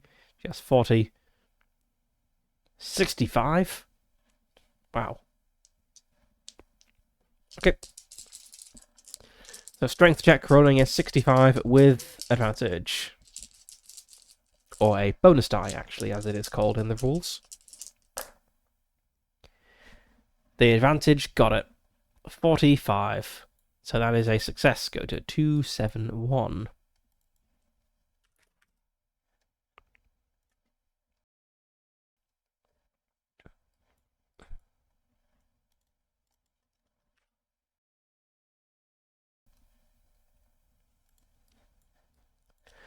Your efforts against the heavy stone sarcophagus door are rewarded. It begins to move and opens once you get some impetus. Revealed inside is what you anticipated all along, a mummy. The embalmed remains of an ancient person are wrapped in cloth strips. Devoid of moisture, the cadaver has not begun to rot, as usual. Instead, the body has been preserved like jerky. The face of the mummified Egyptian is more exposed than the body. It is a horrific green colour with a texture like leather. The eyes are shrunken and it gives you a horrid, creepy feeling. Roll sanity. I should have seen that coming. 77. I'm pretty sure I don't have 77 sanity. I do. I have 79 sanity. Success. You accept it as just an inanimate object and not to be feared. I've seen a mummy or two in my time. I was on Tutankhamun dig, I'll have you know. You notice on the inside of the sarcophagus door there is a marking. Scratched onto the surface is a pentagram with an eye in the centre. You search around without defiling the body, but find nothing. You push the heavy granite door closed again. Okay. That was interesting.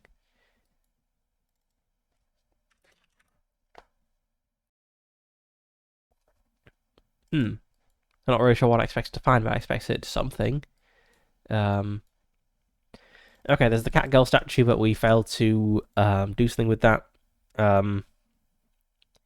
We have the observatory telescope, the spy hole to the dining room, and the Queen Victoria dress, which we can take if we want. Let's go to the observatory.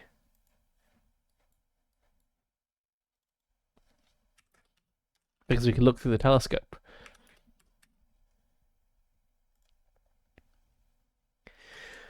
The staircase to the second floor of the Lombard house comes out in the observatory.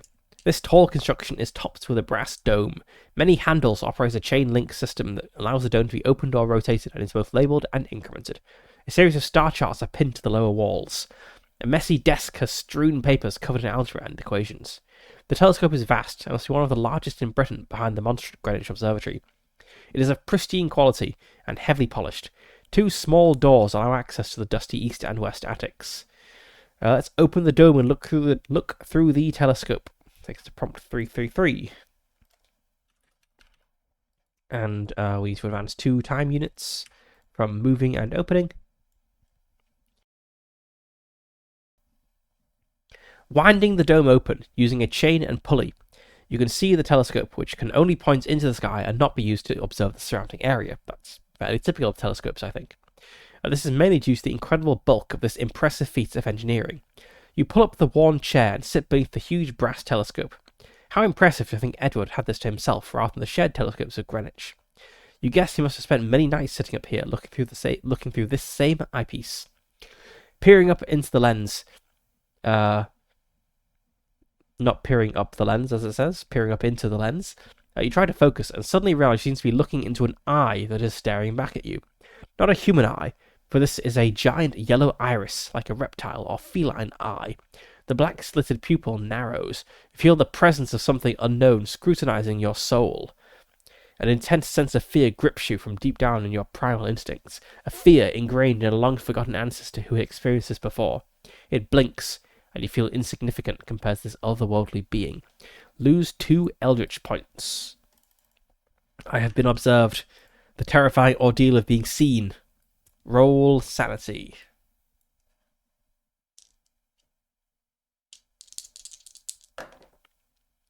$58. It's fine. Success, lose 1d3 sanity. -1 if I have an orchid. I do have an orchid. So 1d3 -1. That is 1 sanity. So back to where I was before I found the Faberge egg. Okay, I didn't fail, so that's all fine. You reel back from the eyepiece, stunned by the experience you just witnessed. You can't deny what you saw, and know in your heart that it was some higher power. Something feels malevolent. It changes your perspective, and you no longer feel like a doubter in the paranormal. You don't feel it was a spirit, but rather something otherworldly, something alien and not of this earth. What are you saying? This means something is here, and you feel it knows all about you, now that it looks deep into your soul. You wonder what this cosmic horror wants, what it is capable of to achieve such goals. You stand up out of the cushioned chair and try to compose yourself. Roll luck. Okay. I've been spending luck. I only have 16 luck. But now this is the first actual paranormal thing in this scenario, so that's good. Luck. I failed that so badly. Go to 63, back to the observatory. Interesting. I wonder what would have happened if I had succeeded. Yes, that was all on the 333. Okay.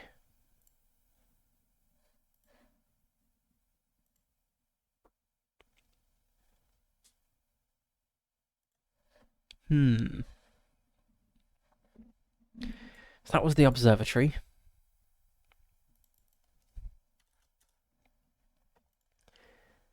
Let's just quickly skim through the rooms and see if there's anything that I didn't check out in them. So the lounge, I'm pretty sure we've done all of the lounge, other than studying the statue. I guess let's note down.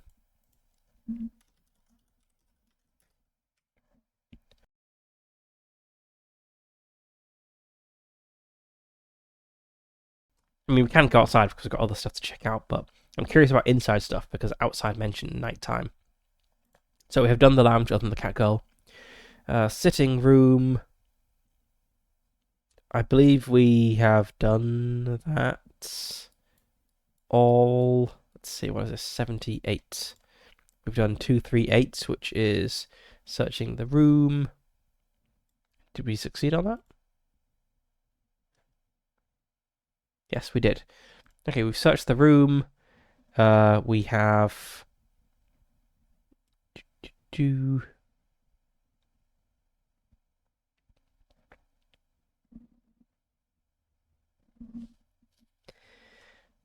maybe we've not done the other stuff in this room, actually.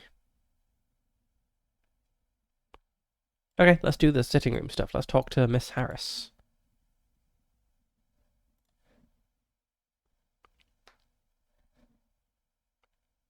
No, I have talked to Miss Harris. Where was that? It's oh great. The search box is not very useful. It just I don't know. I've done prompt 92 and 1,000-year-old vampire. That's not what I'm interested in. Did I just not note down that I had actually talked to her? Um, duh, duh, duh. I could maybe have formatted this better, like with more line breaks or something.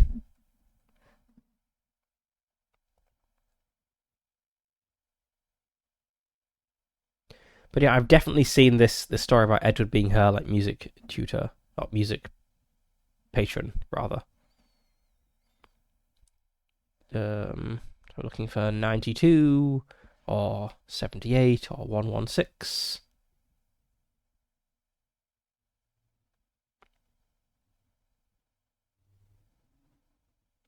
Yeah, I've not noted it down. Um, okay, well, I guess I could just redo it now. So, it's going to cost a time to get engaged in this conversation, and someone needs to roll psychology. So let's have a look at who is psychologists. 10%, 50%. Okay, 50%. Let's have Keiko Fong, the Japanese con woman, lead this conversation. So, sitting and chatting by the fire, you engage Miss Harris in polite conversation about her journey here, and she is gracious enough to put the magazine down. She explains she's travelled up from London and goes further by saying she's a member of the Royal London Philharmonic Orchestra.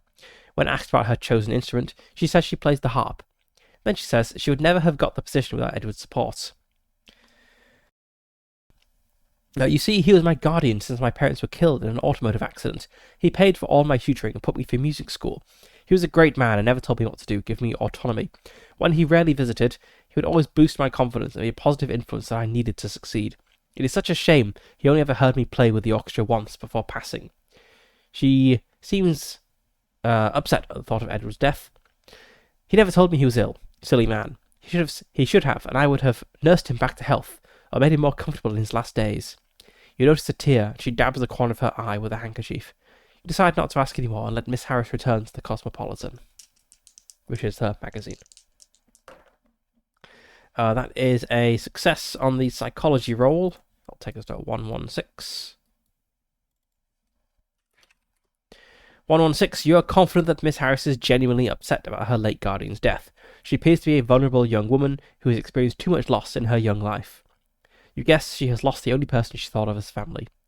It is sad, but at least Edward had helped set her up before he died. It seems Edward was a very virtuous man and admirable in his charity towards the orphaned young lady. Okay, that brings us back to the sitting room. So, yes, we can relax quietly on the sofa. We have not done. We've searched the room, but we've not relaxed. This is going to cost 1d6 time. 4 time.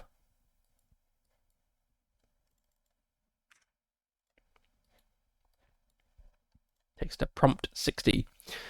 You settle down on a sofa and find it very comfortable. The heat from the roaring fire is appreciated. Looking down at the rack of magazines, one catches your eye. Weird Tales. The cover is of the Sphinx and the story called Imprisoned with the Pharaohs by Harry Houdini. Perhaps Edward was into fiction. Maybe his imagination got carried away with this elaborate charade. Fun fact, Imprisoned with the Pharaohs was ghostwritten by H.P. Lovecraft. I'm pretty certain. I'm going to look that up now because I may have just lied to you.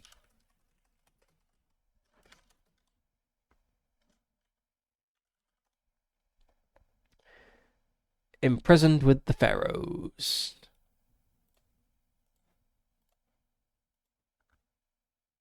Yes, Imprisoned with the Pharaohs. Okay, it wasn't ghostwritten. It was written in collaboration with Harry Houdini.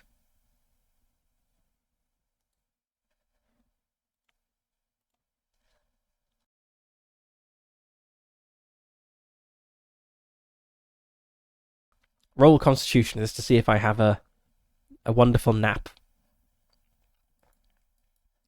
How constitutious am I? 55.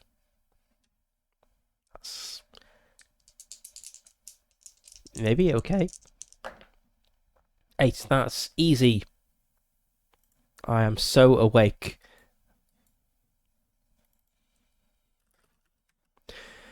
Okay, so that was the sitting room. Is there anything in the main hall we've not done?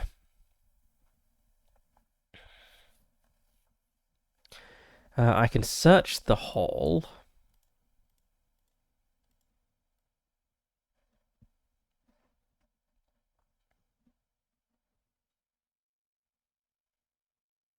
I think I'm going to start putting line breaks in when I like go to new rooms. It's kind of easy to see where I like started exploring things. Let's see, is there another 231 in there?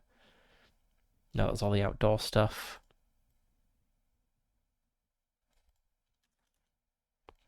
So every line starts at 231, which is this like map page.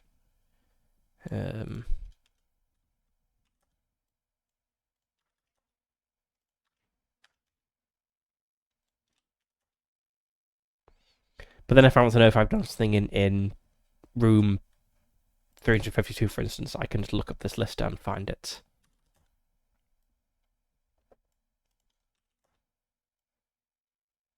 But I'm pretty sure I have not added all the prompts. I think I've missed some. So earlier ones.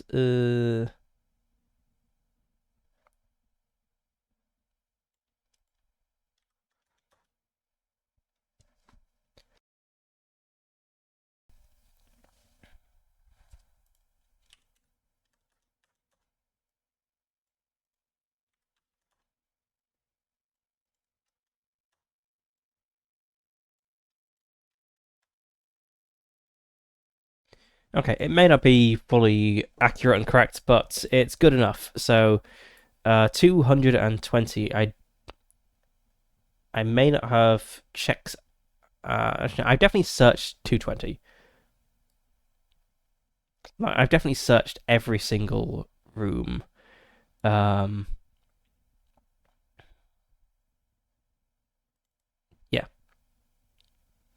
Okay, let's see. What was 244? Because I might have missed 244. 244 is the lounge.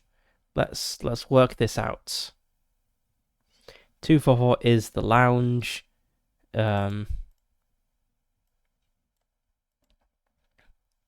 64. Then 119, then 244, we're back in the lounge. And now 220. The lounge does not go to 220. So we must have come via the map there. Okay, right. So, 220, the main hall. So what have we done here before? We've done 5, which was searching. And from there we went to 2... Then from there we went to 85. So we failed at searching the hall. So I think we could maybe search the hall again.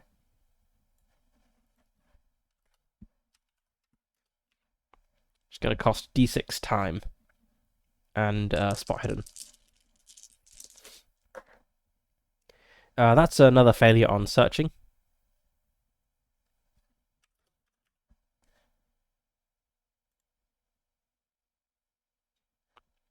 Yep, your search reveals nothing. I think I'm... How much? 2 time on this? I'm kind of just killing time until nighttime when I want to go out and check out the standing stones again.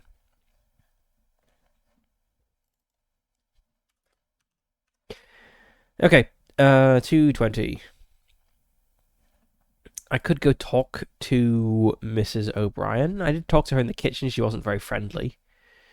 Let's study some stuff in the room. I can study the bear.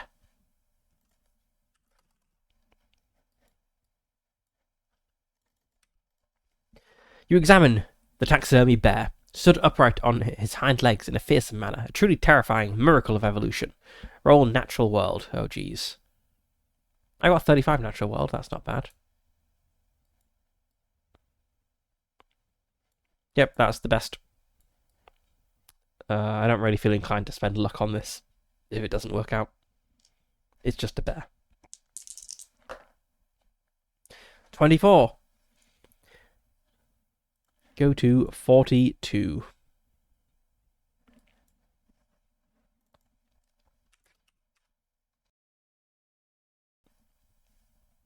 You know he is a grizzly bear, yet it is not that large of a specimen. He is a male, perhaps only just matured into an adult. Examination of his teeth shows that he is indeed not very old, as they are in good order. Looking closer, you find there is a bullet hole in his chest, and that has been stitched up by the taxidermist. Seems to be a high caliber, perhaps a big bore elephant gun, or a Martini Henry rifle. Whenever cartridge was used, you determine the bear was killed with only a single shot to the heart as it reared up. His claws and teeth could kill a man with a single well-placed strike. You conclude the engagement was at point blank and could have ended very differently if it wasn't for the well-placed, powerful firearm. Demonstrating such a weapon can kill even the largest of creatures. You also note the thick piece of basalt the grizzly is mounted on looks very heavy. Combined, it is an impressive exhibit or trophy. You wonder if it had been killed in a deep wilderness or in self-defense. Okay. Edward Lombard was a bit of a hunter as well, it seems. Let's study the armor.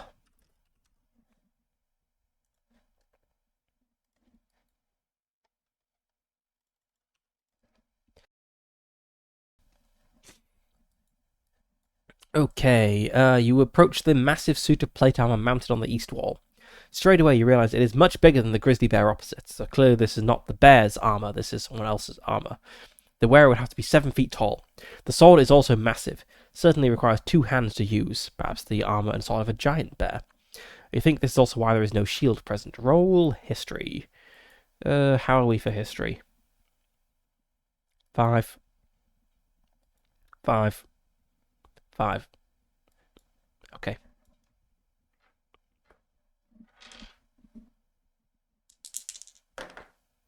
Nope.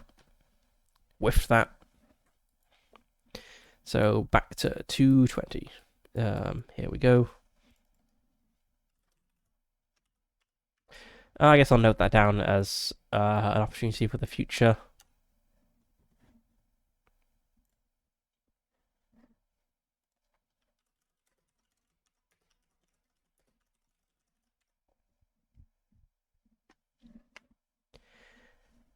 And let's also note down what the cat girl skill was. So that's in the lounge. It is archaeology.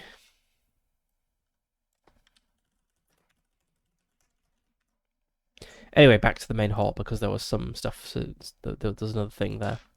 There's a tapestry.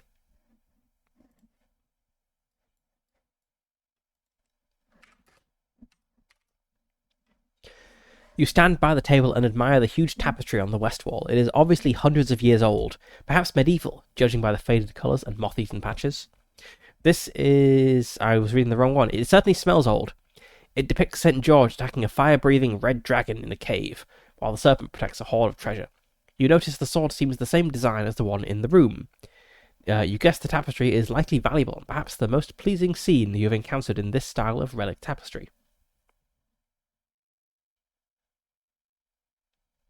Okay. And I believe that was all of the lounge stuff done. Not lounge, main hall. Okay, let's see if there's anything we didn't do in the entrance hall. So we did a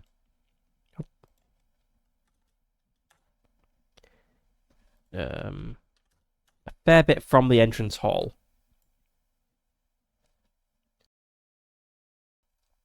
Okay, so, yes, there were some portraits we studied. So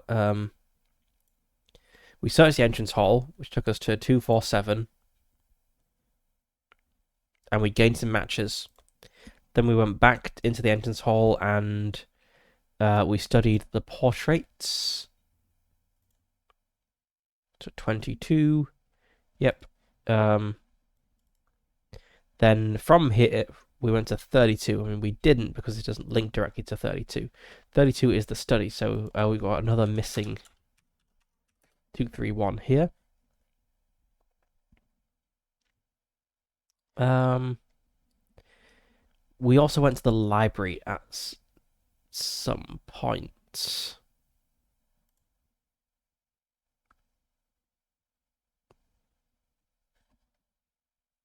Oh, there's a check, and I don't know if I succeeded. Let's see. Library.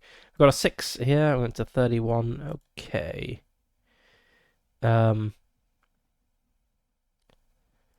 right. Okay, so we must have gone via. Uh, yes. Okay. 231. Then went 6. And then we failed our spot hidden in the library. Let's go to the library and have a look around. Why not?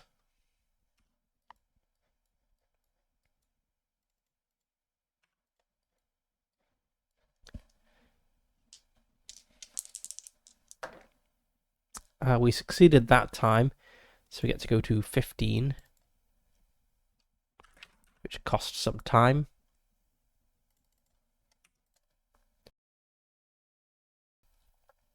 You notice a small, dusty card system in a corner, almost obscured by papers. You have located the filing system. Investigating further, you realize it is a means of navigating the hordes of books in this private library. This means you can ignore all penalty dice when using the library in the future. Gain Index as an ally. Nice. Let's save this.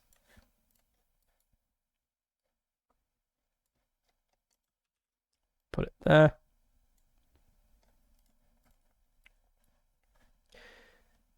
Okay, so this takes us back to the list of stuff.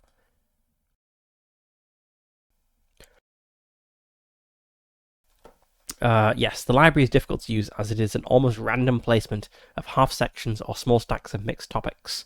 Therefore, if you make any library use roll, it is hampered by one disadvantage dice unless you have Index as an ally, which we do. So, we can look through topics. Is there anything that might be interesting to look up? Let's just see what we've got in this library. So, history, landmarks, Lombard house records could be interesting. Family history, family tree, smugglers on the Yorkshire coast, financial ledger. I know I've already looked at financial records in the study. Newspaper cuttings, occults. I think occults could be interesting. Astronomy, photography, geology, geography. Yeah, let's try looking up the occult here. So we need to roll library use, and we do not have a penalty because we have our index. Let's see, library use. I have 30. It has 35. 20. Oh, what a terrible Call of Cthulhu party. 35 is our best library use.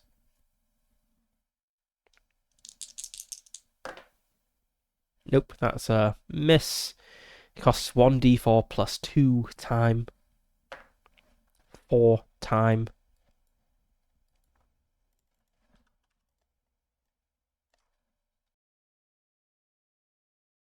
And takes us to 185.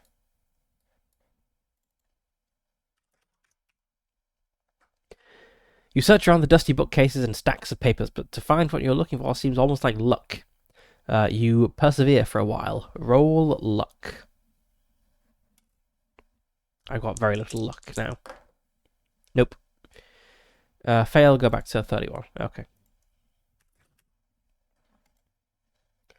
Alright. I think let's leave the library. So there's stuff in the library, but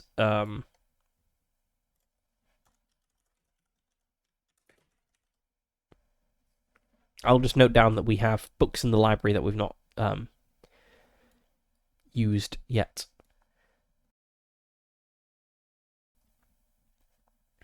I believe we've done everything in the study. Let's have a quick look. It says we have talked to Mr. Gray. We have searched the study. 59, which took us to 93. Yep, that's a success. So we have successfully searched the study. We found a hidden door. We've gone through it. And it kind of loops back around to the library, the study rather. I'm pretty certain we've examined the drinks cabinets. Let's just find that. That is 164. It may be somewhere weird because I'm pretty sure we came back to the library, the study rather, via a secret passageway. Let's see. Here we go, 32. We talked to Mr. Gray, that was 88. Then, yes, we examined the drinks cabinet. We investigated paperwork. Let's just see, 164. Yep, that's fine. Then 337. We succeeded our accounting roll to 309, and then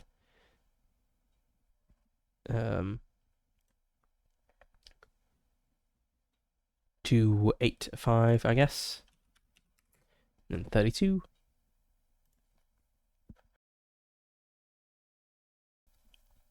And then we have searched the desk, which was 222. Got 243. We succeeded the spot hidden. We then went back to the study. And then it was time for an event. 968 was the lunch. Let's also put these other special events on their own line. So we're looking for 123 and 144.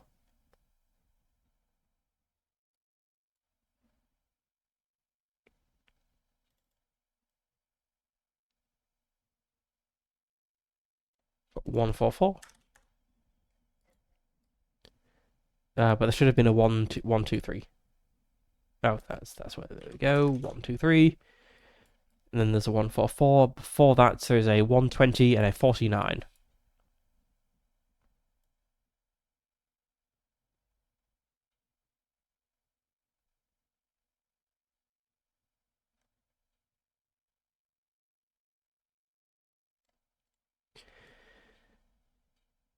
We definitely did force ourselves the reading of the will.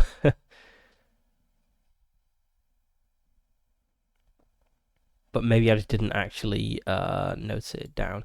Let's go find prompt 49 and see what that looks like. Where does it go? Where does it come from? Okay, got 72 and 112 are the places this branches off to.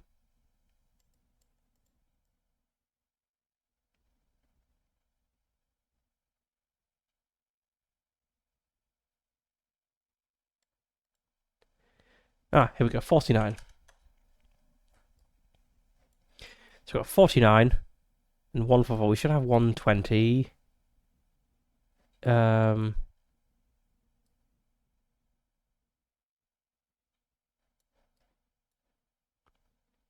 Let's have a look at what 120 was. This probably isn't the most entertaining watching, but I want to get this sorted out.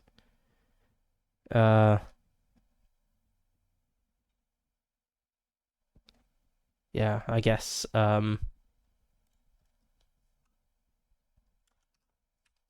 must have gone there.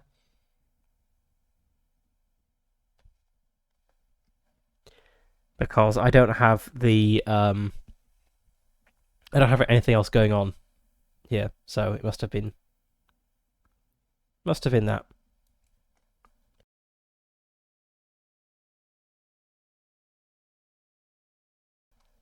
Okay, I think that's our history, like our timeline of stuff sorted out. So back to whatever it was we were doing. Let's go back to 231, our index. So we just looked at the library. We've confirmed we've done everything in the study. Let's have a look at the billiards room. This is 307, which is here. We succeeded on our spot hidden into 364. But we then failed on a history check. Okay, let's go to the billiards room. Get back to, where is it? 231. Okay, so let's go to our billiards room, which will cost 1 time. The billiards room is a reasonable sized, dark wooden panelled room with a modest marble fireplace. There are two full size slate bed billiard tables with suspended gas lighting. The carpet and details are an opulent red. A rack of balls and cues is near the only door. The leaded window has no drapes and shows a limited view of the fir trees outside. The fireplace is hot and appreciated. There is a brass coal bin, some small logs, and a stand of iron pokers. Mrs. O'Brien does a good job of keeping the fires lit. A full set of the 1921 Encyclopedia Britannica is set into the wall panelling. On the walls are 3 pictures. If this is not your first visit here, oh, interesting, go to 91. So something has changed. I wasn't expecting that. Attracting your eye, the third painting in the billiard room is above the mantel. It seems to draw your attention for no real reason. Watercolour is the medium for this pleasing canvas. It is a multicoloured swirl of more modern art, signed by Edward Lombard himself. It's simple, but pleasant enough to look at. You study it close, but it has no detail or form, just purely blended colour. I've definitely looked at this one before, so maybe it's especially eye-catching when you return. A small drink stand is in the corner with several full decanters and glasses. There are 6 high-backed red leather armchairs around the billiards table, a box of Cuban cigars with large ashtrays by each chair on a stand. Okay. What did I do last time I was here?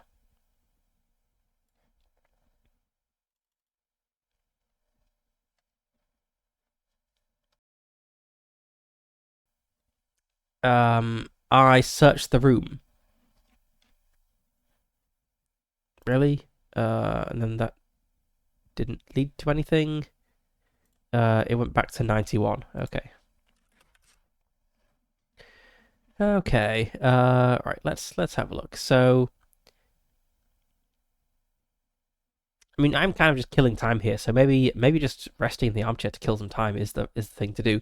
So I want to wait until midnight to go outside and search around the grounds to see what happens at night, according to the cryptic clue we got here about what was it? Leaving the boundaries dangerous outside daylight hours, but necessary. So something happens outside at night.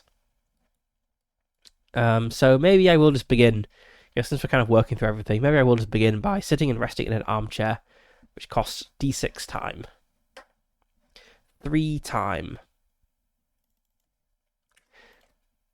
Hey, how's it going? I am playing a very long and complicated Choose Your Own Adventure Call of Cthulhu module. Let's see. Oops. 184 is the prompt. You sit and rest in one of the opulent red leather armchairs. It is very luxurious and incredibly comfortable. The heat from the fire is rather nice. You close your eyes for a second and relax. After all, this is exactly what you intended to do once you got here. You did not expect to be investigating a strange conundrum that was left behind by your old friend. Roll a Constitution if you wish to stay awake. I think I do want to stay awake.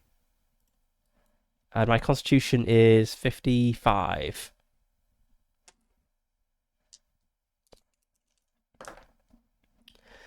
Yep, I stay awake. It costs time, apparently.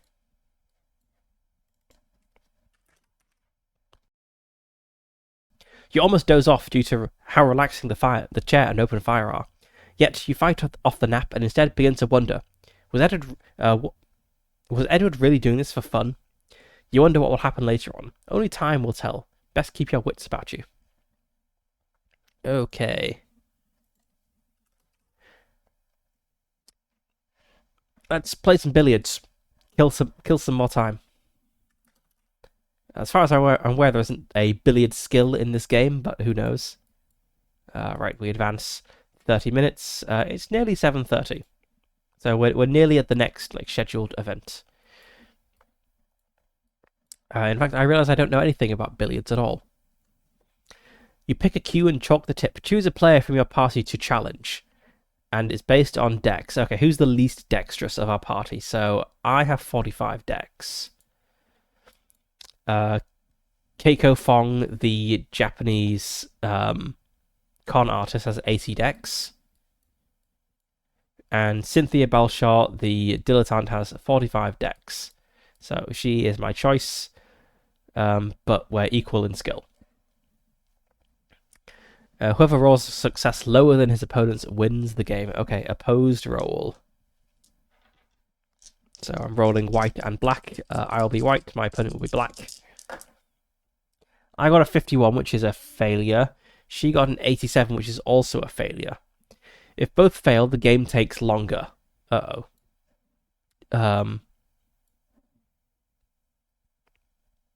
Well, we get the evening meal.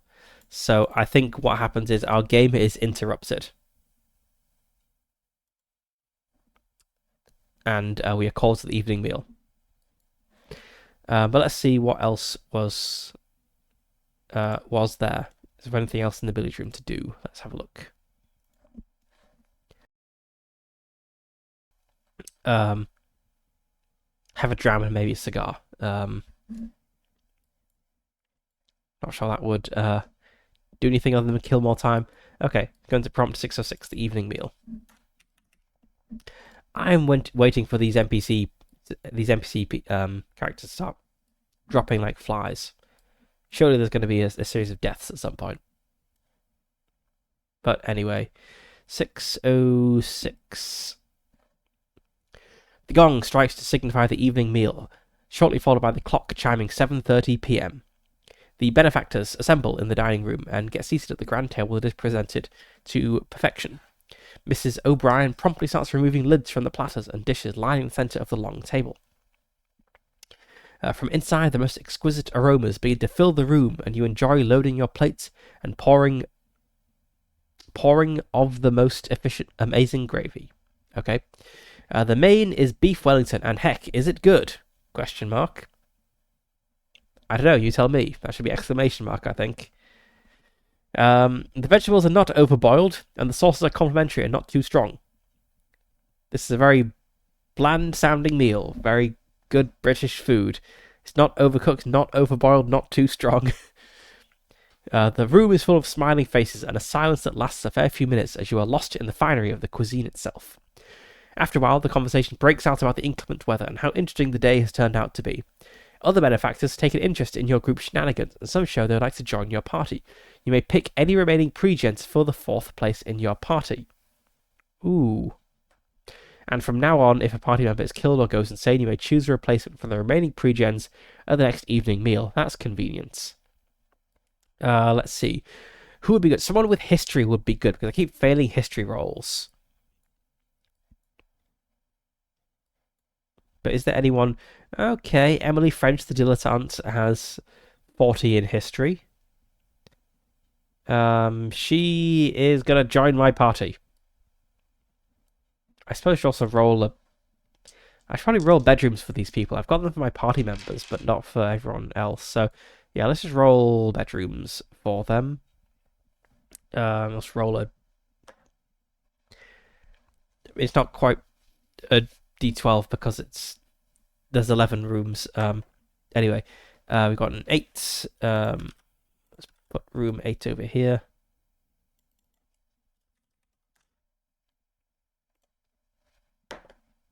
Eight. 6. I've already got a room 6. Let's put her in room 7. But she's in the party now. Okay, we've still got, what is it? What rooms? There's 12 rooms. No, there's 11 rooms. We have rooms 2 through 12. So we've got 2, 3, 4, 5, 6. Oops, we've got two room 7s. Let's bump him to room 9. Okay, so we've got 7. What if an infinite number of party members arrive? I hope that doesn't happen, although if it does, I think sanity checks may be in order. We've already got someone in room 9. Maybe I don't need to bother assigning people to rooms, but I kind of want to. Let's just put this guy in room 4. And let's see, what's the room that we haven't got? 2, 3 available. We've got 4. I guess 5 is available. 4, 5, 6, 7, 8, 9. 10 is taken. 11 is taken. Put this person in room 2. I'm sure this won't be relevant at all. But anyway, we've got Emily French in our party now. She is a dilettante. She knows history, which is convenient. She has 45% hieroglyphics. What's my hieroglyphics? 30. She's better than me at hieroglyphics, and I was on an archaeological dig. That's embarrassing. In fact, she's better than me in archaeology. Oh, I'm just terrible. She should be the main character.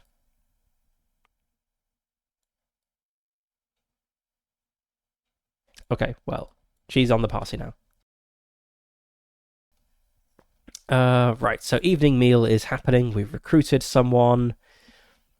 If someone is killed or goes insane, I can replace them at the following evening meals. Are all the evening meals just 6:06 now? Where are they? No, we do have different events for them. Okay. Right. Desserts and drinks are wheeled out on a trolley by the culinary master, Mrs. O'Brien. You can't help but think she must have made Edward's final years more than comfortable when it came to home comforts and cuisine. Miss Harris produces a small harp from a case and plays a relaxing composition, a few relaxing compositions rather, as the guests chatter about their home lives and adventures. The clock strikes 9 p.m. and you all get up to leave the dining room and disperse. Move the time to 9 p.m. on the 4th of November. And then go back to 231. Okay, so I do want to kill time until midnight. So I guess we'll just go back to searching through the house and see if we can get everything in here. So we just did everything in the billiards room. Let's see, did we do everything in the dining room when we were last here? So that is room 27, which is here.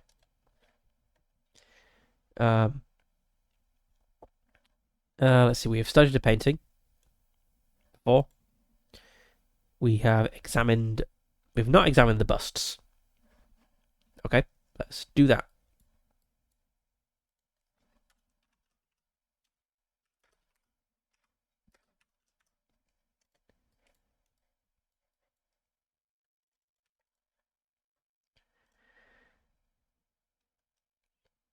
Looking close at the two Greek busts flanking the landscape painting, you try to recall their carved names from school.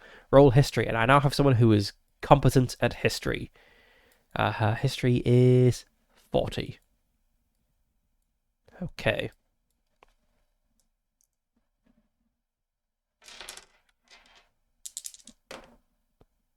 $80. Not competent enough. Well, let's note this down as something to revisit in the future.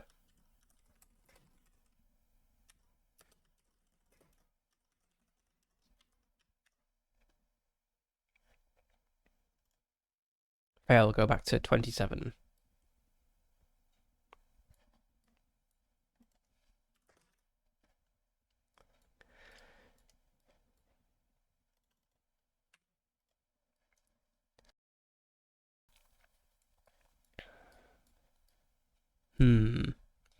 There was some history stuff we failed at before. So there's a statue in the lounge, which we could examine with archaeology, and there's some armor in the main... Let's go check out the armor. Let's start with that.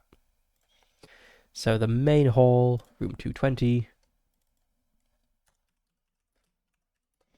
The armor, 141.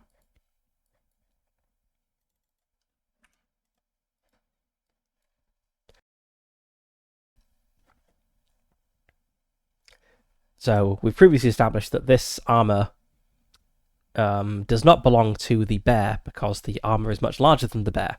So it probably belongs to some sort of like giant bear. But I'm sure our historian can tell us from the bear kingdoms with their bear knights. 25. Please tell me about the bear history.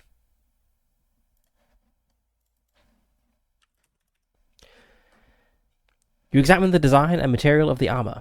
Oddly, the detail is not accurate for any particular period.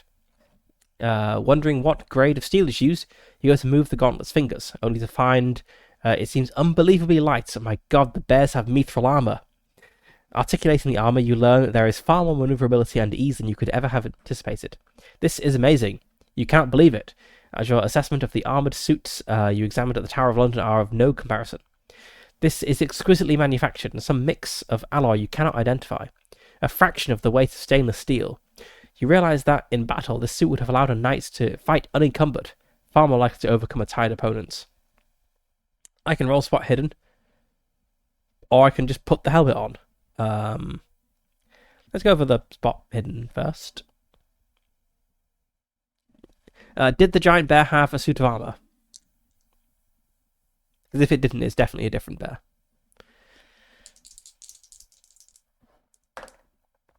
Now that's a success on the spot hidden. Go to 14. No bear armor, that's very sad. And glancing around, you realise the great sword is in the same style depicted in the tapestry for St. George, the tapestry of St. George on the opposite wall. Yes, we knew that when we looked at the tapestry. The tapestry said the sword is in the same style. Anyway, getting your attention, you pick it up and find it is half the weight you expected, maybe even less. The blade is polished to a mirror, so you test the edge, which cuts your finger effortlessly, like a razor blade. You can imagine the devastation this weapon would have caused to flesh and bone. However, the sword still requires 2 hands to wield, and is much too large and cumbersome to carry around, especially without a scabbard. In a crisis, you guess you could come here and arm yourself with the sword. Gain crisis plan. Nice. Oh. This text box is too big. Let's make a new one. Let's move my maze map out of the way down here.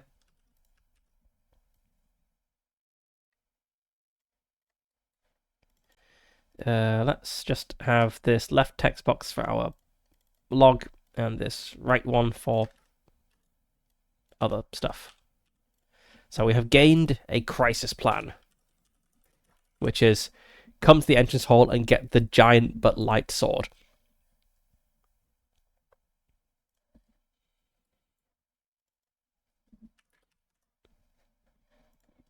I think time passes.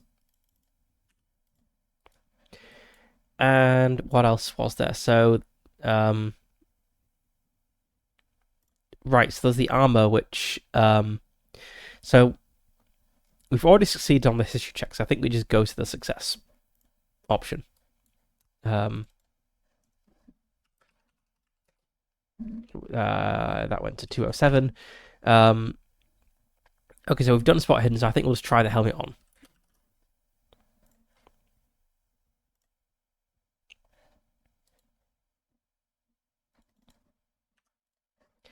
You try on the helmet, taking a couple of minutes to fit properly after adjustments. A high level of craftsmanship is evident in every aspect of this plate mail. It feels like it is made of cardboard, not steel. Yet the leather seems old, but is still supple and strong. You determine there are 17 pieces to the suit. They would each take a couple of minutes to put on, although you do not intend to struggle for an hour to put it all on and then take it off again. And this writing has commas in weird places. Keeps throwing me. Every piece of armor worn lowers your dex by 1, but adds 1 point of armor. 12 pieces of the armor, the limbs, can only be worn by someone who is size 70 or higher. How sizey am I? 75. I'm big enough to wear the armor. In a crisis, you can maybe return here and put on the suit. Perhaps if Continentals invade again, you joke to yourself. Okay, so my crisis plan is no longer just come here and grab the giant sword. It's come here, spend an hour putting on the giant armor, and then grab the giant sword and deal with the crisis.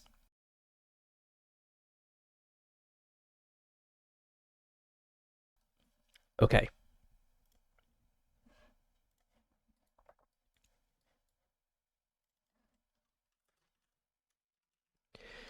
That was a fruitful use of history, I guess. Let's go use the better archaeologist to examine the Egyptian statue in the lounge. And my main character will just feel bad about being an inadequate archaeologist.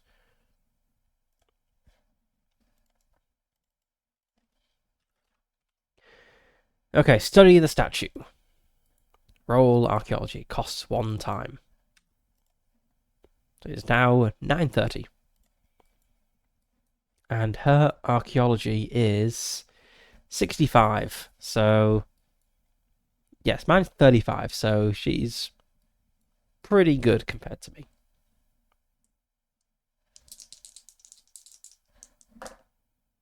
48. She succeeded where I would have failed, where I did fail twice, in fact. So, there we go.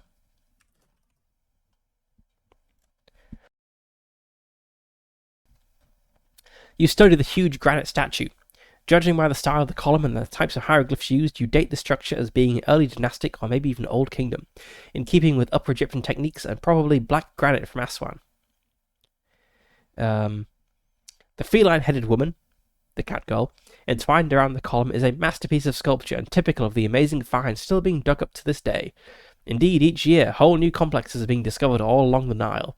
Perhaps there could still be an untouched Egyptian pharaoh's tomb up there. Only a couple of years ago, Howard Carter discovered Tutankhamun's burial chambers. I know, my character was on the expedition.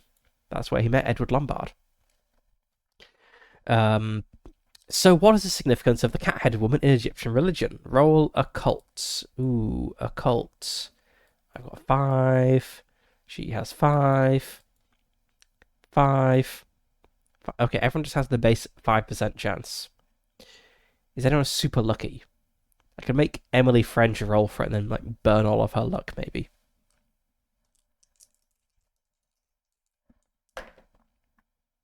No need to burn the luck. She critically succeeded on an occult check.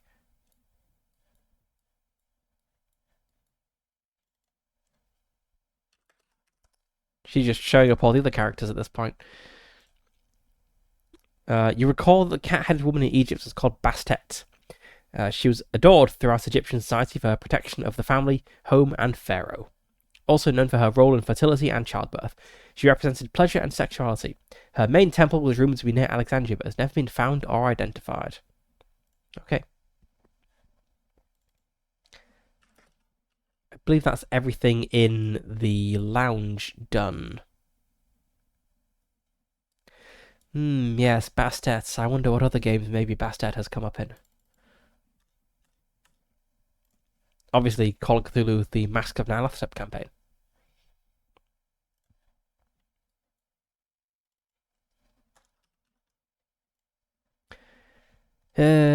What time is it? I could just wait until midnight and then go out. I don't know. It feels bad wasting imaginary time, even though it is purely imaginary time, and it seems I have multiple days to like complete this, whatever's going on.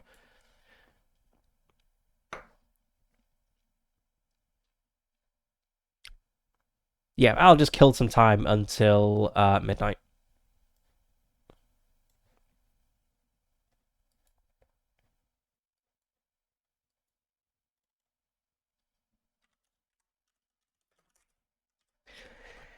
Just wandering around the house saying, wow, that looks neat as I look at expensive treasures.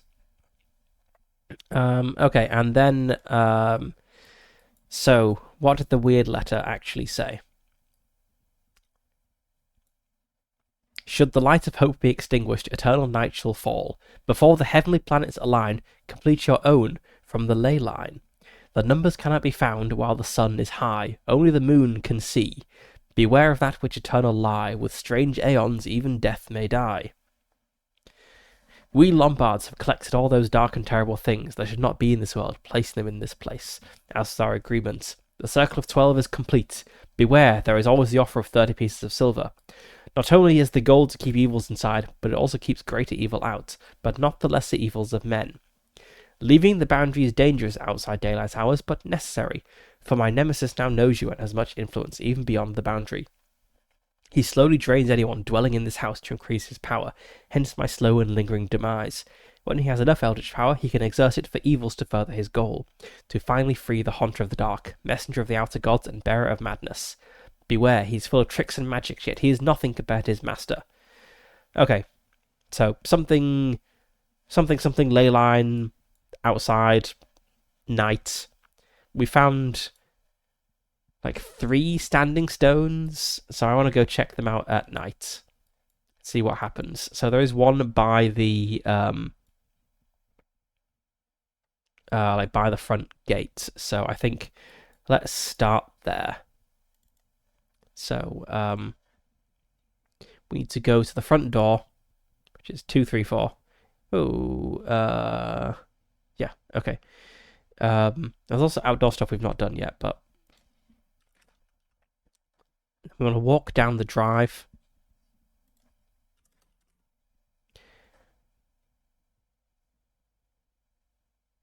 I believe we previously succeeded on this one. Let's just check.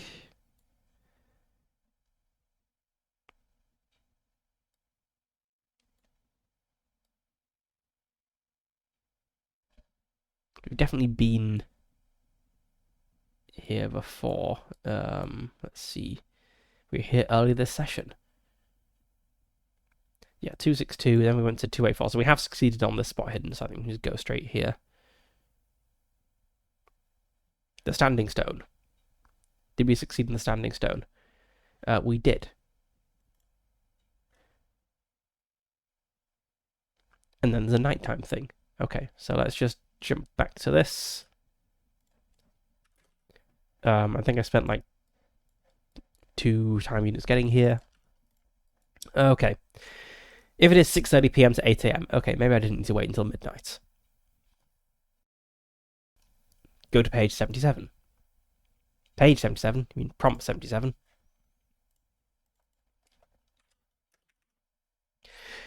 As you stand studying the megalith by torchlight, you hear something coming your way. Turning your torch off, something unseen clatters through the treetops, something large. A slow, flapping sound mixed with the snapping of twigs approaches. You duck behind the standing stone as fear creeps into your mind. What on earth could it be? Surely nothing natural is as big or loud. A dark shape is seen passing by outside the estate, following the boundary trees. As it passes the gap in the canopy over the gate, you catch sight of a large shape, silhouetted by moonlight on huge billowing snow clouds. You think you see a massive hulking body, snake-like in shape, carried by 2 giant wings that remind you of umbrellas. It flies noisily, out of sight in seconds. Your hair stands on end. Roll sanity. Oh, that's interesting. Success is the 231, which is the inside the house prompts. That seems wrong. But anyway, let's roll it, and I guess hope I failed the sanity roll because I want to know what happens. My sanity is 78. I am unfortunately very sane.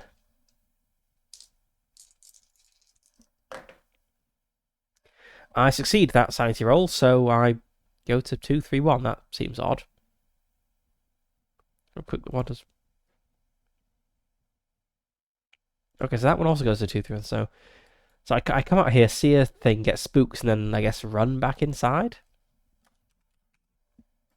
That's odd. Okay. Well, there was another standing. There were 2 other standing stones. Out through the woods. So let's go back out.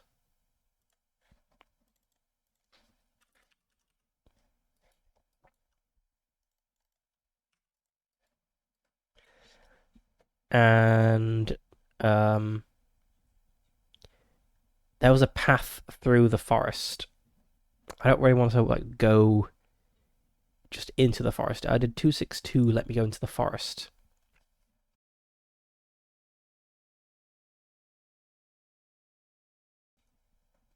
Oh no, what I'm looking for is the back gate. Let's go back to that. I didn't want to come out the front gate at all.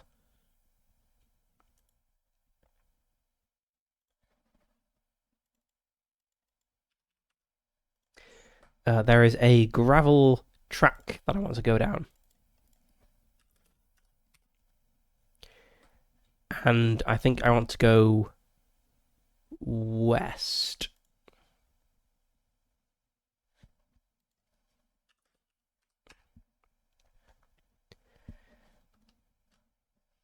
I previously succeeded this history roll. It's a Victorian folly, so go to 428.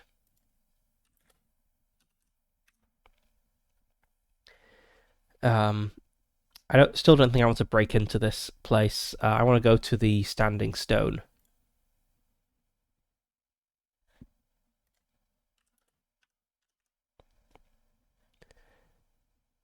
And I did succeed this archaeology roll before, so there's actually nothing new at night here.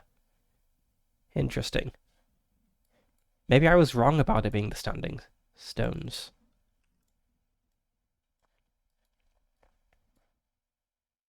Let's see.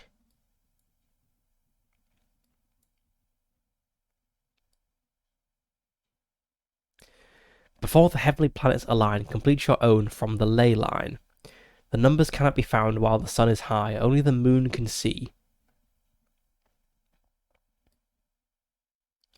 Leaving the boundary is dangerous outside daylight hours, but necessary. Maybe it means like the property boundary. I assumed the boundary was the house, but like the physical structure, but maybe it's like the actual property, because I saw the weird thing, the giant bat thing, at the monolith that was right next to the front gate. Though I can head out to go and check out the animal in the snow, which does something after dark. Yeah, let's stay on this line of thinking. Maybe it's the property boundary. So I head out to go check on the dead horse that I looked at earlier in the day. And something different happens at night.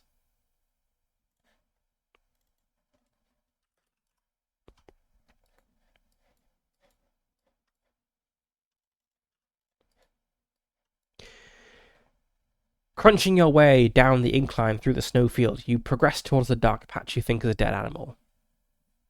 Unless things have changed, it's a dead horse. The snow is falling rapidly now, so visibility is reduced even with a torch.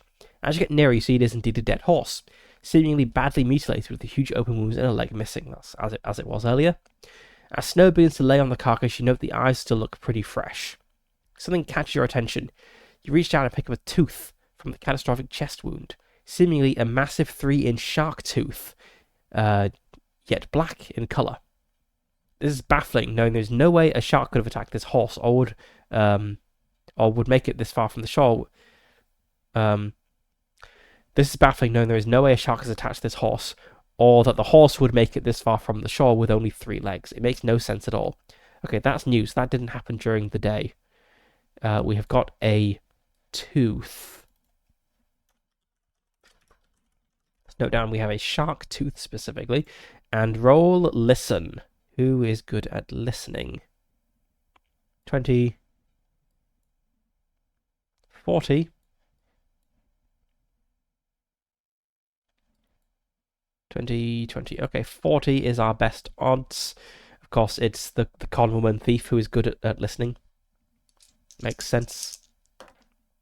90. Nope. Go to 281. Oh.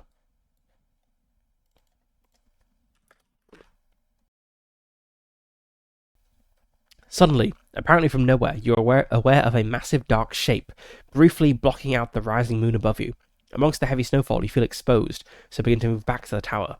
In only a split second, a giant dark horror lurches out of the wall of snowflakes on monstrous umbrella-like wings.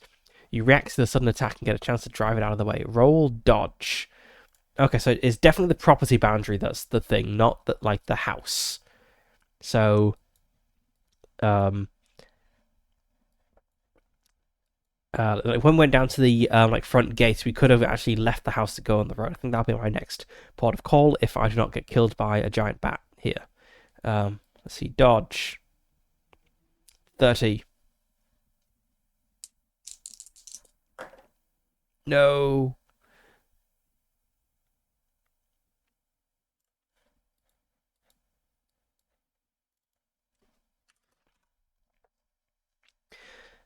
You attempt to avoid whatever is flying towards you through the falling snow.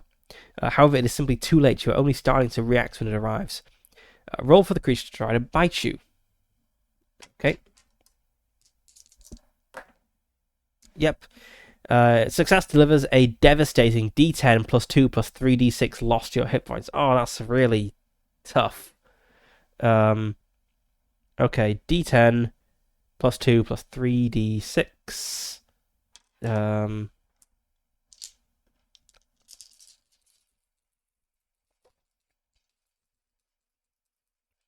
I mean, I feel this is probably just going to kill my character outright. Uh, 8, 10, 18, 20 damage. That's more hit points than a Call of Cthulhu character has. Yes, that's just enough to kill my character outright. You now see exactly what it is. Oh, nightmares are real. This flying terror is a 40-foot-long snake-like creature, though its hide looks more like loose rope than smooth scales. It has two huge black leathery wings that remind you of a broken umbrella. Yet worst is its glowing red eyes, emitting a malign radiance that makes you afraid. While the vast open maw is lined with huge rows of black razor-sharp teeth. It reminds you of a shark, yet also has the fangs of a snake. You feel insignificant compared to the monstrous horror that is hunting you amongst the falling snow. Let's see if there's any special rules for dying. If not, I guess just one of my party members takes over as main investigator.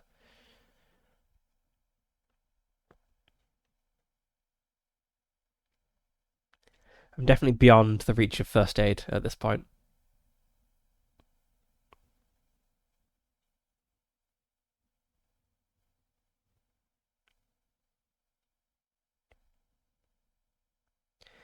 Okay, I think my character might just be dead.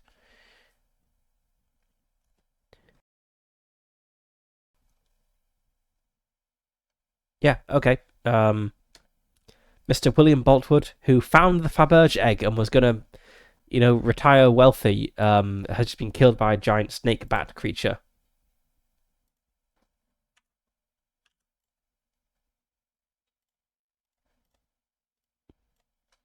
Let's scribble him out. And we shall elect someone else to be main investigator. Um, let's go for another archaeologist.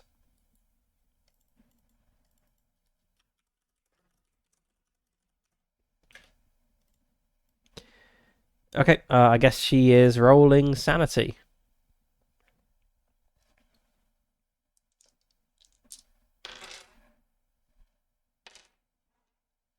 What is her sanity? 60. Nope. Not very surprising, given the circumstances.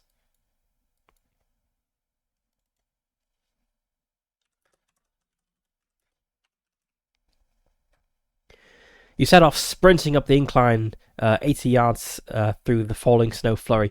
You dash towards the monolith, hoping to seek shelter inside the brick tower. Terror grabs every fibre of your nerves and spurs you on with a kick of adrenaline.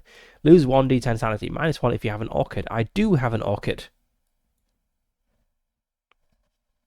It's a special sanity preserving orchid.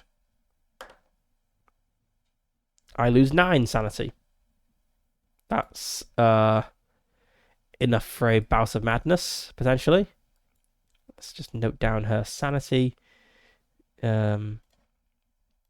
So she is on 51. If you lose 5 plus sanity, roll intelligence. And I want to fail this, but she is reasonably smart. She succeeds. This creature is an abomination. Gain temporary insanity. What does it say about temporary insanity in the rules here?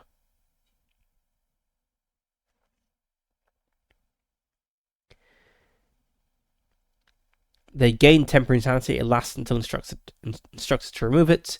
Temporary insanity makes them incapable of combat or skill rolls. Their first time gaining temporary insanity gives them plus 5% Cthulhu Mythos. Nice. Okay, so she was very briefly main investigator and is now going to retire. Well, not retire. She's going to be...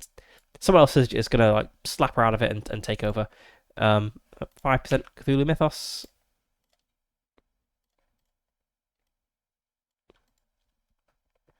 Okay.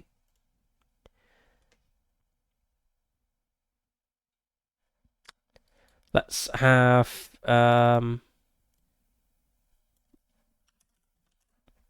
I want someone very fast, I think.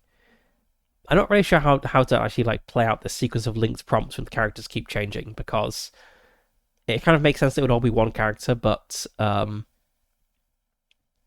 don't know. Anyway, who is the most dodgy? Keiko Fong is going to take over. She's going to become main investigator.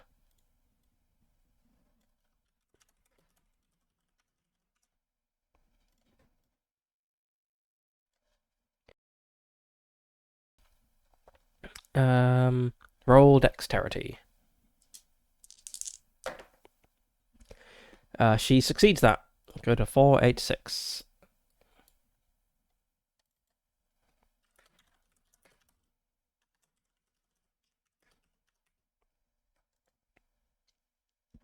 Let's actually just note down up here so it's very, very clear. 486. I think I've missed a few time increments. Let's just bump this up by 2. 486. You get your head down and run like you haven't since school. I say yes. There's two ways you could read that. If you haven't run since school, you wouldn't run very well. But children tend to run very fast, so yes. Anyway, the moonlit snowflakes drifting as you sprint makes it even more surreal and harrowing. As you approach the standing stone, your chest is bursting for air and your legs are burning, but you press on just as you sense the horror behind you. Expecting an impact, you hear the deafening swoosh of the monstrous umbrella wings meters behind as you charge for the safety of the tower archway. The sound dissipates above you, and you look over your shoulder to see the tail of that nightmare entity snaking up into the dark night sky. Catching your breath, you wonder why the creature has not returned to finish the job. It appears to have departed, and the snowfall comes lighter once more. Okay, so yes, it's definitely something to do with the perimeter of the property, because bad things happen when we go there. Let's go up the spiral staircase and see if we can see anything up there. Can we maybe see where the creature has gone?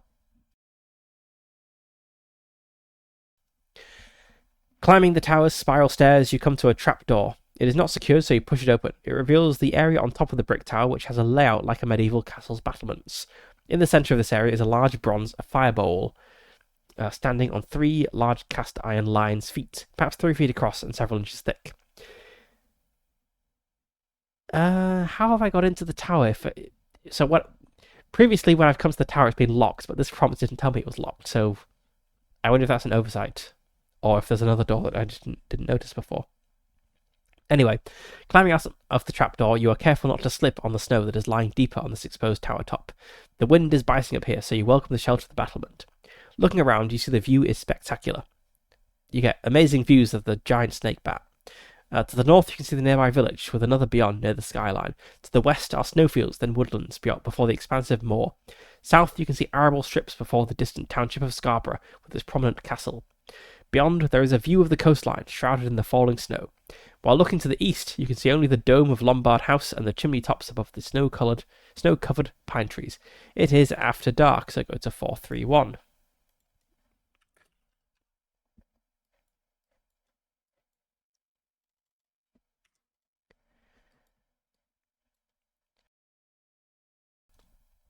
The full moon breaks through the canopy of massive snow clouds. While the snow flurries subside in this eye of the storm, the extra moonlight helps illuminate the battlement and surrounds. There is a distant roll of thunder out to sea. A low rumble persists as you notice from this lofty position the moonlight is reflected by various stones in the gravel area below. The salt rocks you had spotted earlier must be there to avoid snow laying upon them. These reflective surfaces combine to form the outline of a digit. Ooh, a number revealed at night. The number 4 is clear as day. That is until a cloud moves over the moon and the area becomes plain rock and gravel once more. There is a distant rumble of thunder a second time. You see more snow coming from the north, spewing from the huge nimbus illuminated by a shaft of moonlight. Okay, let's definitely note this down.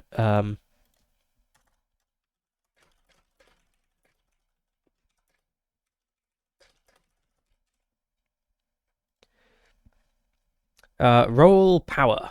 Okay. How powerful am I feeling? I'm feeling 65 powerful, which is enough. Go to 456.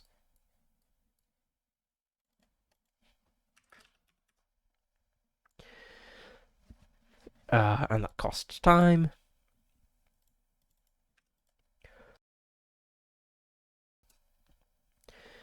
You feel the hairs on the back of your neck stand on end and get the overwhelming sense of impending doom. Nice. You cannot explain it, but are compelled to leave the exposed battlements and seek shelter in the spiral stairwell. Once inside, a sudden lightning bolt hits the bronze fire pit with an instantaneous clap of thunder that almost blows your eardrums out. The flash of blue light from the sudden release of energy is blinding. You instinctively get down. The tower seems to shake for a moment. Before you come to your senses... Why was there a full stop there? The tower seems to shake for a moment before you come to your senses. The wind gusts, causing a flurry of snow to blow through the trapdoor. You close it and deem it too dangerous to go back outside. A distant rumble of thunder reinforces your decision. So maybe if I had failed the power roll, I would have been struck by lightning. That would have been bad. Okay, 4 to 8.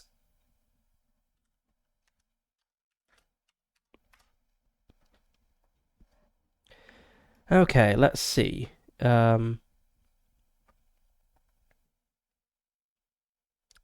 Yeah, so I'm now back at the main like tower entry, and there isn't a stairway. It seems to go to 454, which has other stuff. Okay, but the stairs. So the spiral stairs are inside the tower beyond a locked door. Interesting. So there's like a error, I guess, in the chase sequence where you can end up bypassing the locked door. Anyway, let's go back to where we were. We were on 428. We're on 456, which then links to 428. Okay. I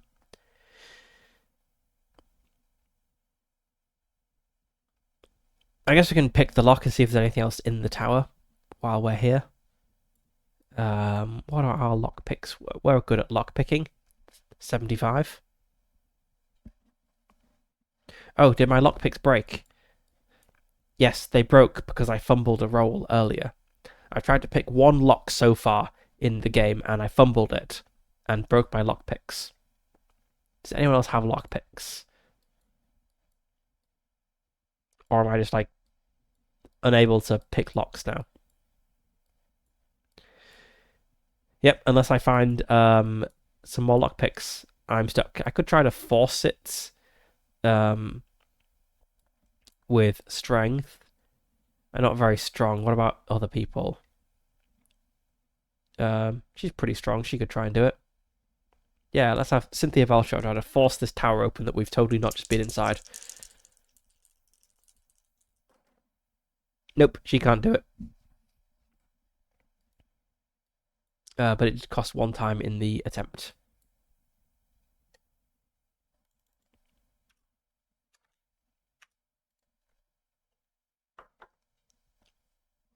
There's another standing stone in the woods. I think let's go check that out and then maybe wrap it up. So I want to go back to the junction in the woods. So 437 and then 263.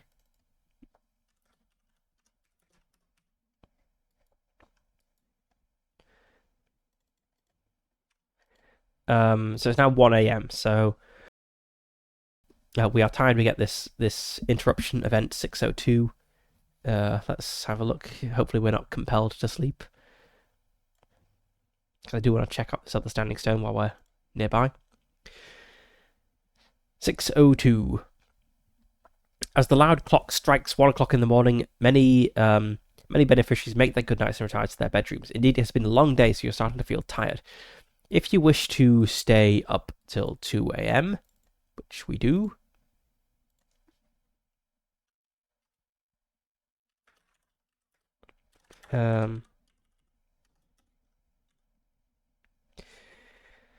roll a constitution for each party member.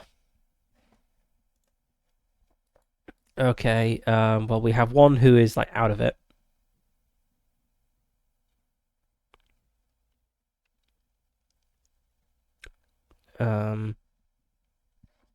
So I guess we maybe don't roll for this person because they are temporarily insane and can't do anything, can't make any checks.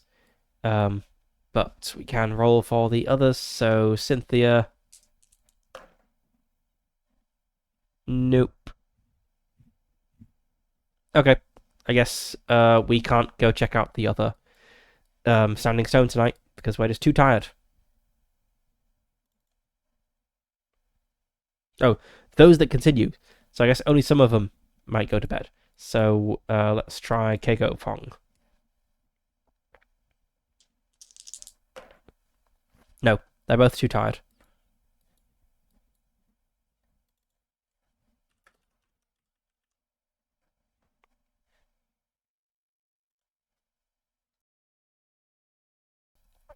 You're relieved to lock your door and finally climb into bed.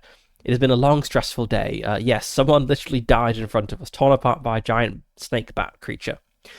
The room is cold, but the blankets soon warm through. You blow out the candle and relax into the down pillow. The room is still unfamiliar. Limited moonlight makes through the heavy drapes. You try to ignore the patter on the windows from the relentless snow. Soon, the darkness brings on your descent into slumber. All party members heal 1 hit point. No one is injured. Everyone is either full health or dead. You can remove all constitution reductions and penalties. Gain 18 Eldritch points, -2 per party member and pregen who's been killed since you arrived. Okay, so we gain 16 Eldritch points.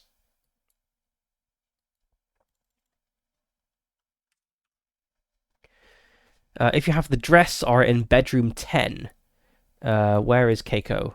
She's in bedroom 11. I don't have anyone. Oh, my guy was in bedroom 10. He would have had an event happen. Oh well. Roll the main investigator's power. Just 65 power. Success. Go to 976.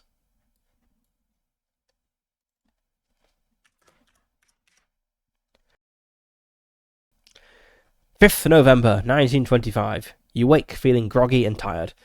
You recall having some restless dreams, but their subject escapes you.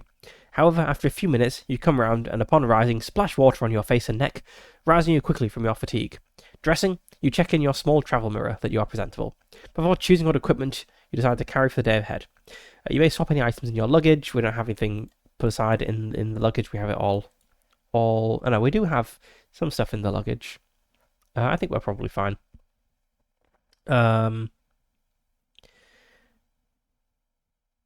Yes. Descending the stairs, you again nod at the smiling painting of the late Edward before entering the dining room for breakfast. Mrs. O'Brien greets you and serves you a cup of tea with bacon on hot buttered toast, plus a side of fried tomato. It warms you through, and you must say it is mighty fine bacon. It's almost enough to wash away the horrors of seeing a companion killed in front of you, while you watch the snow falling out of the window. They still haven't identified that body on the tracks, says Mr. Gray, the solicitor, as he studies the Times newspaper. After the food, you sit for a moment, wondering what today will bring. No time like the present to find out. Move the time to 9:30 a.m.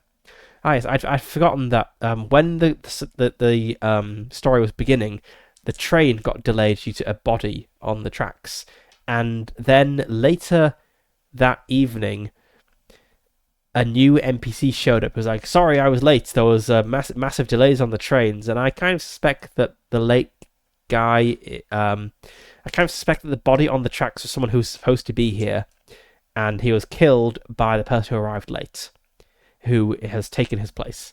I don't have any evidence for this other than that feels like the sort of plot twist you would get in a like mystery scenario.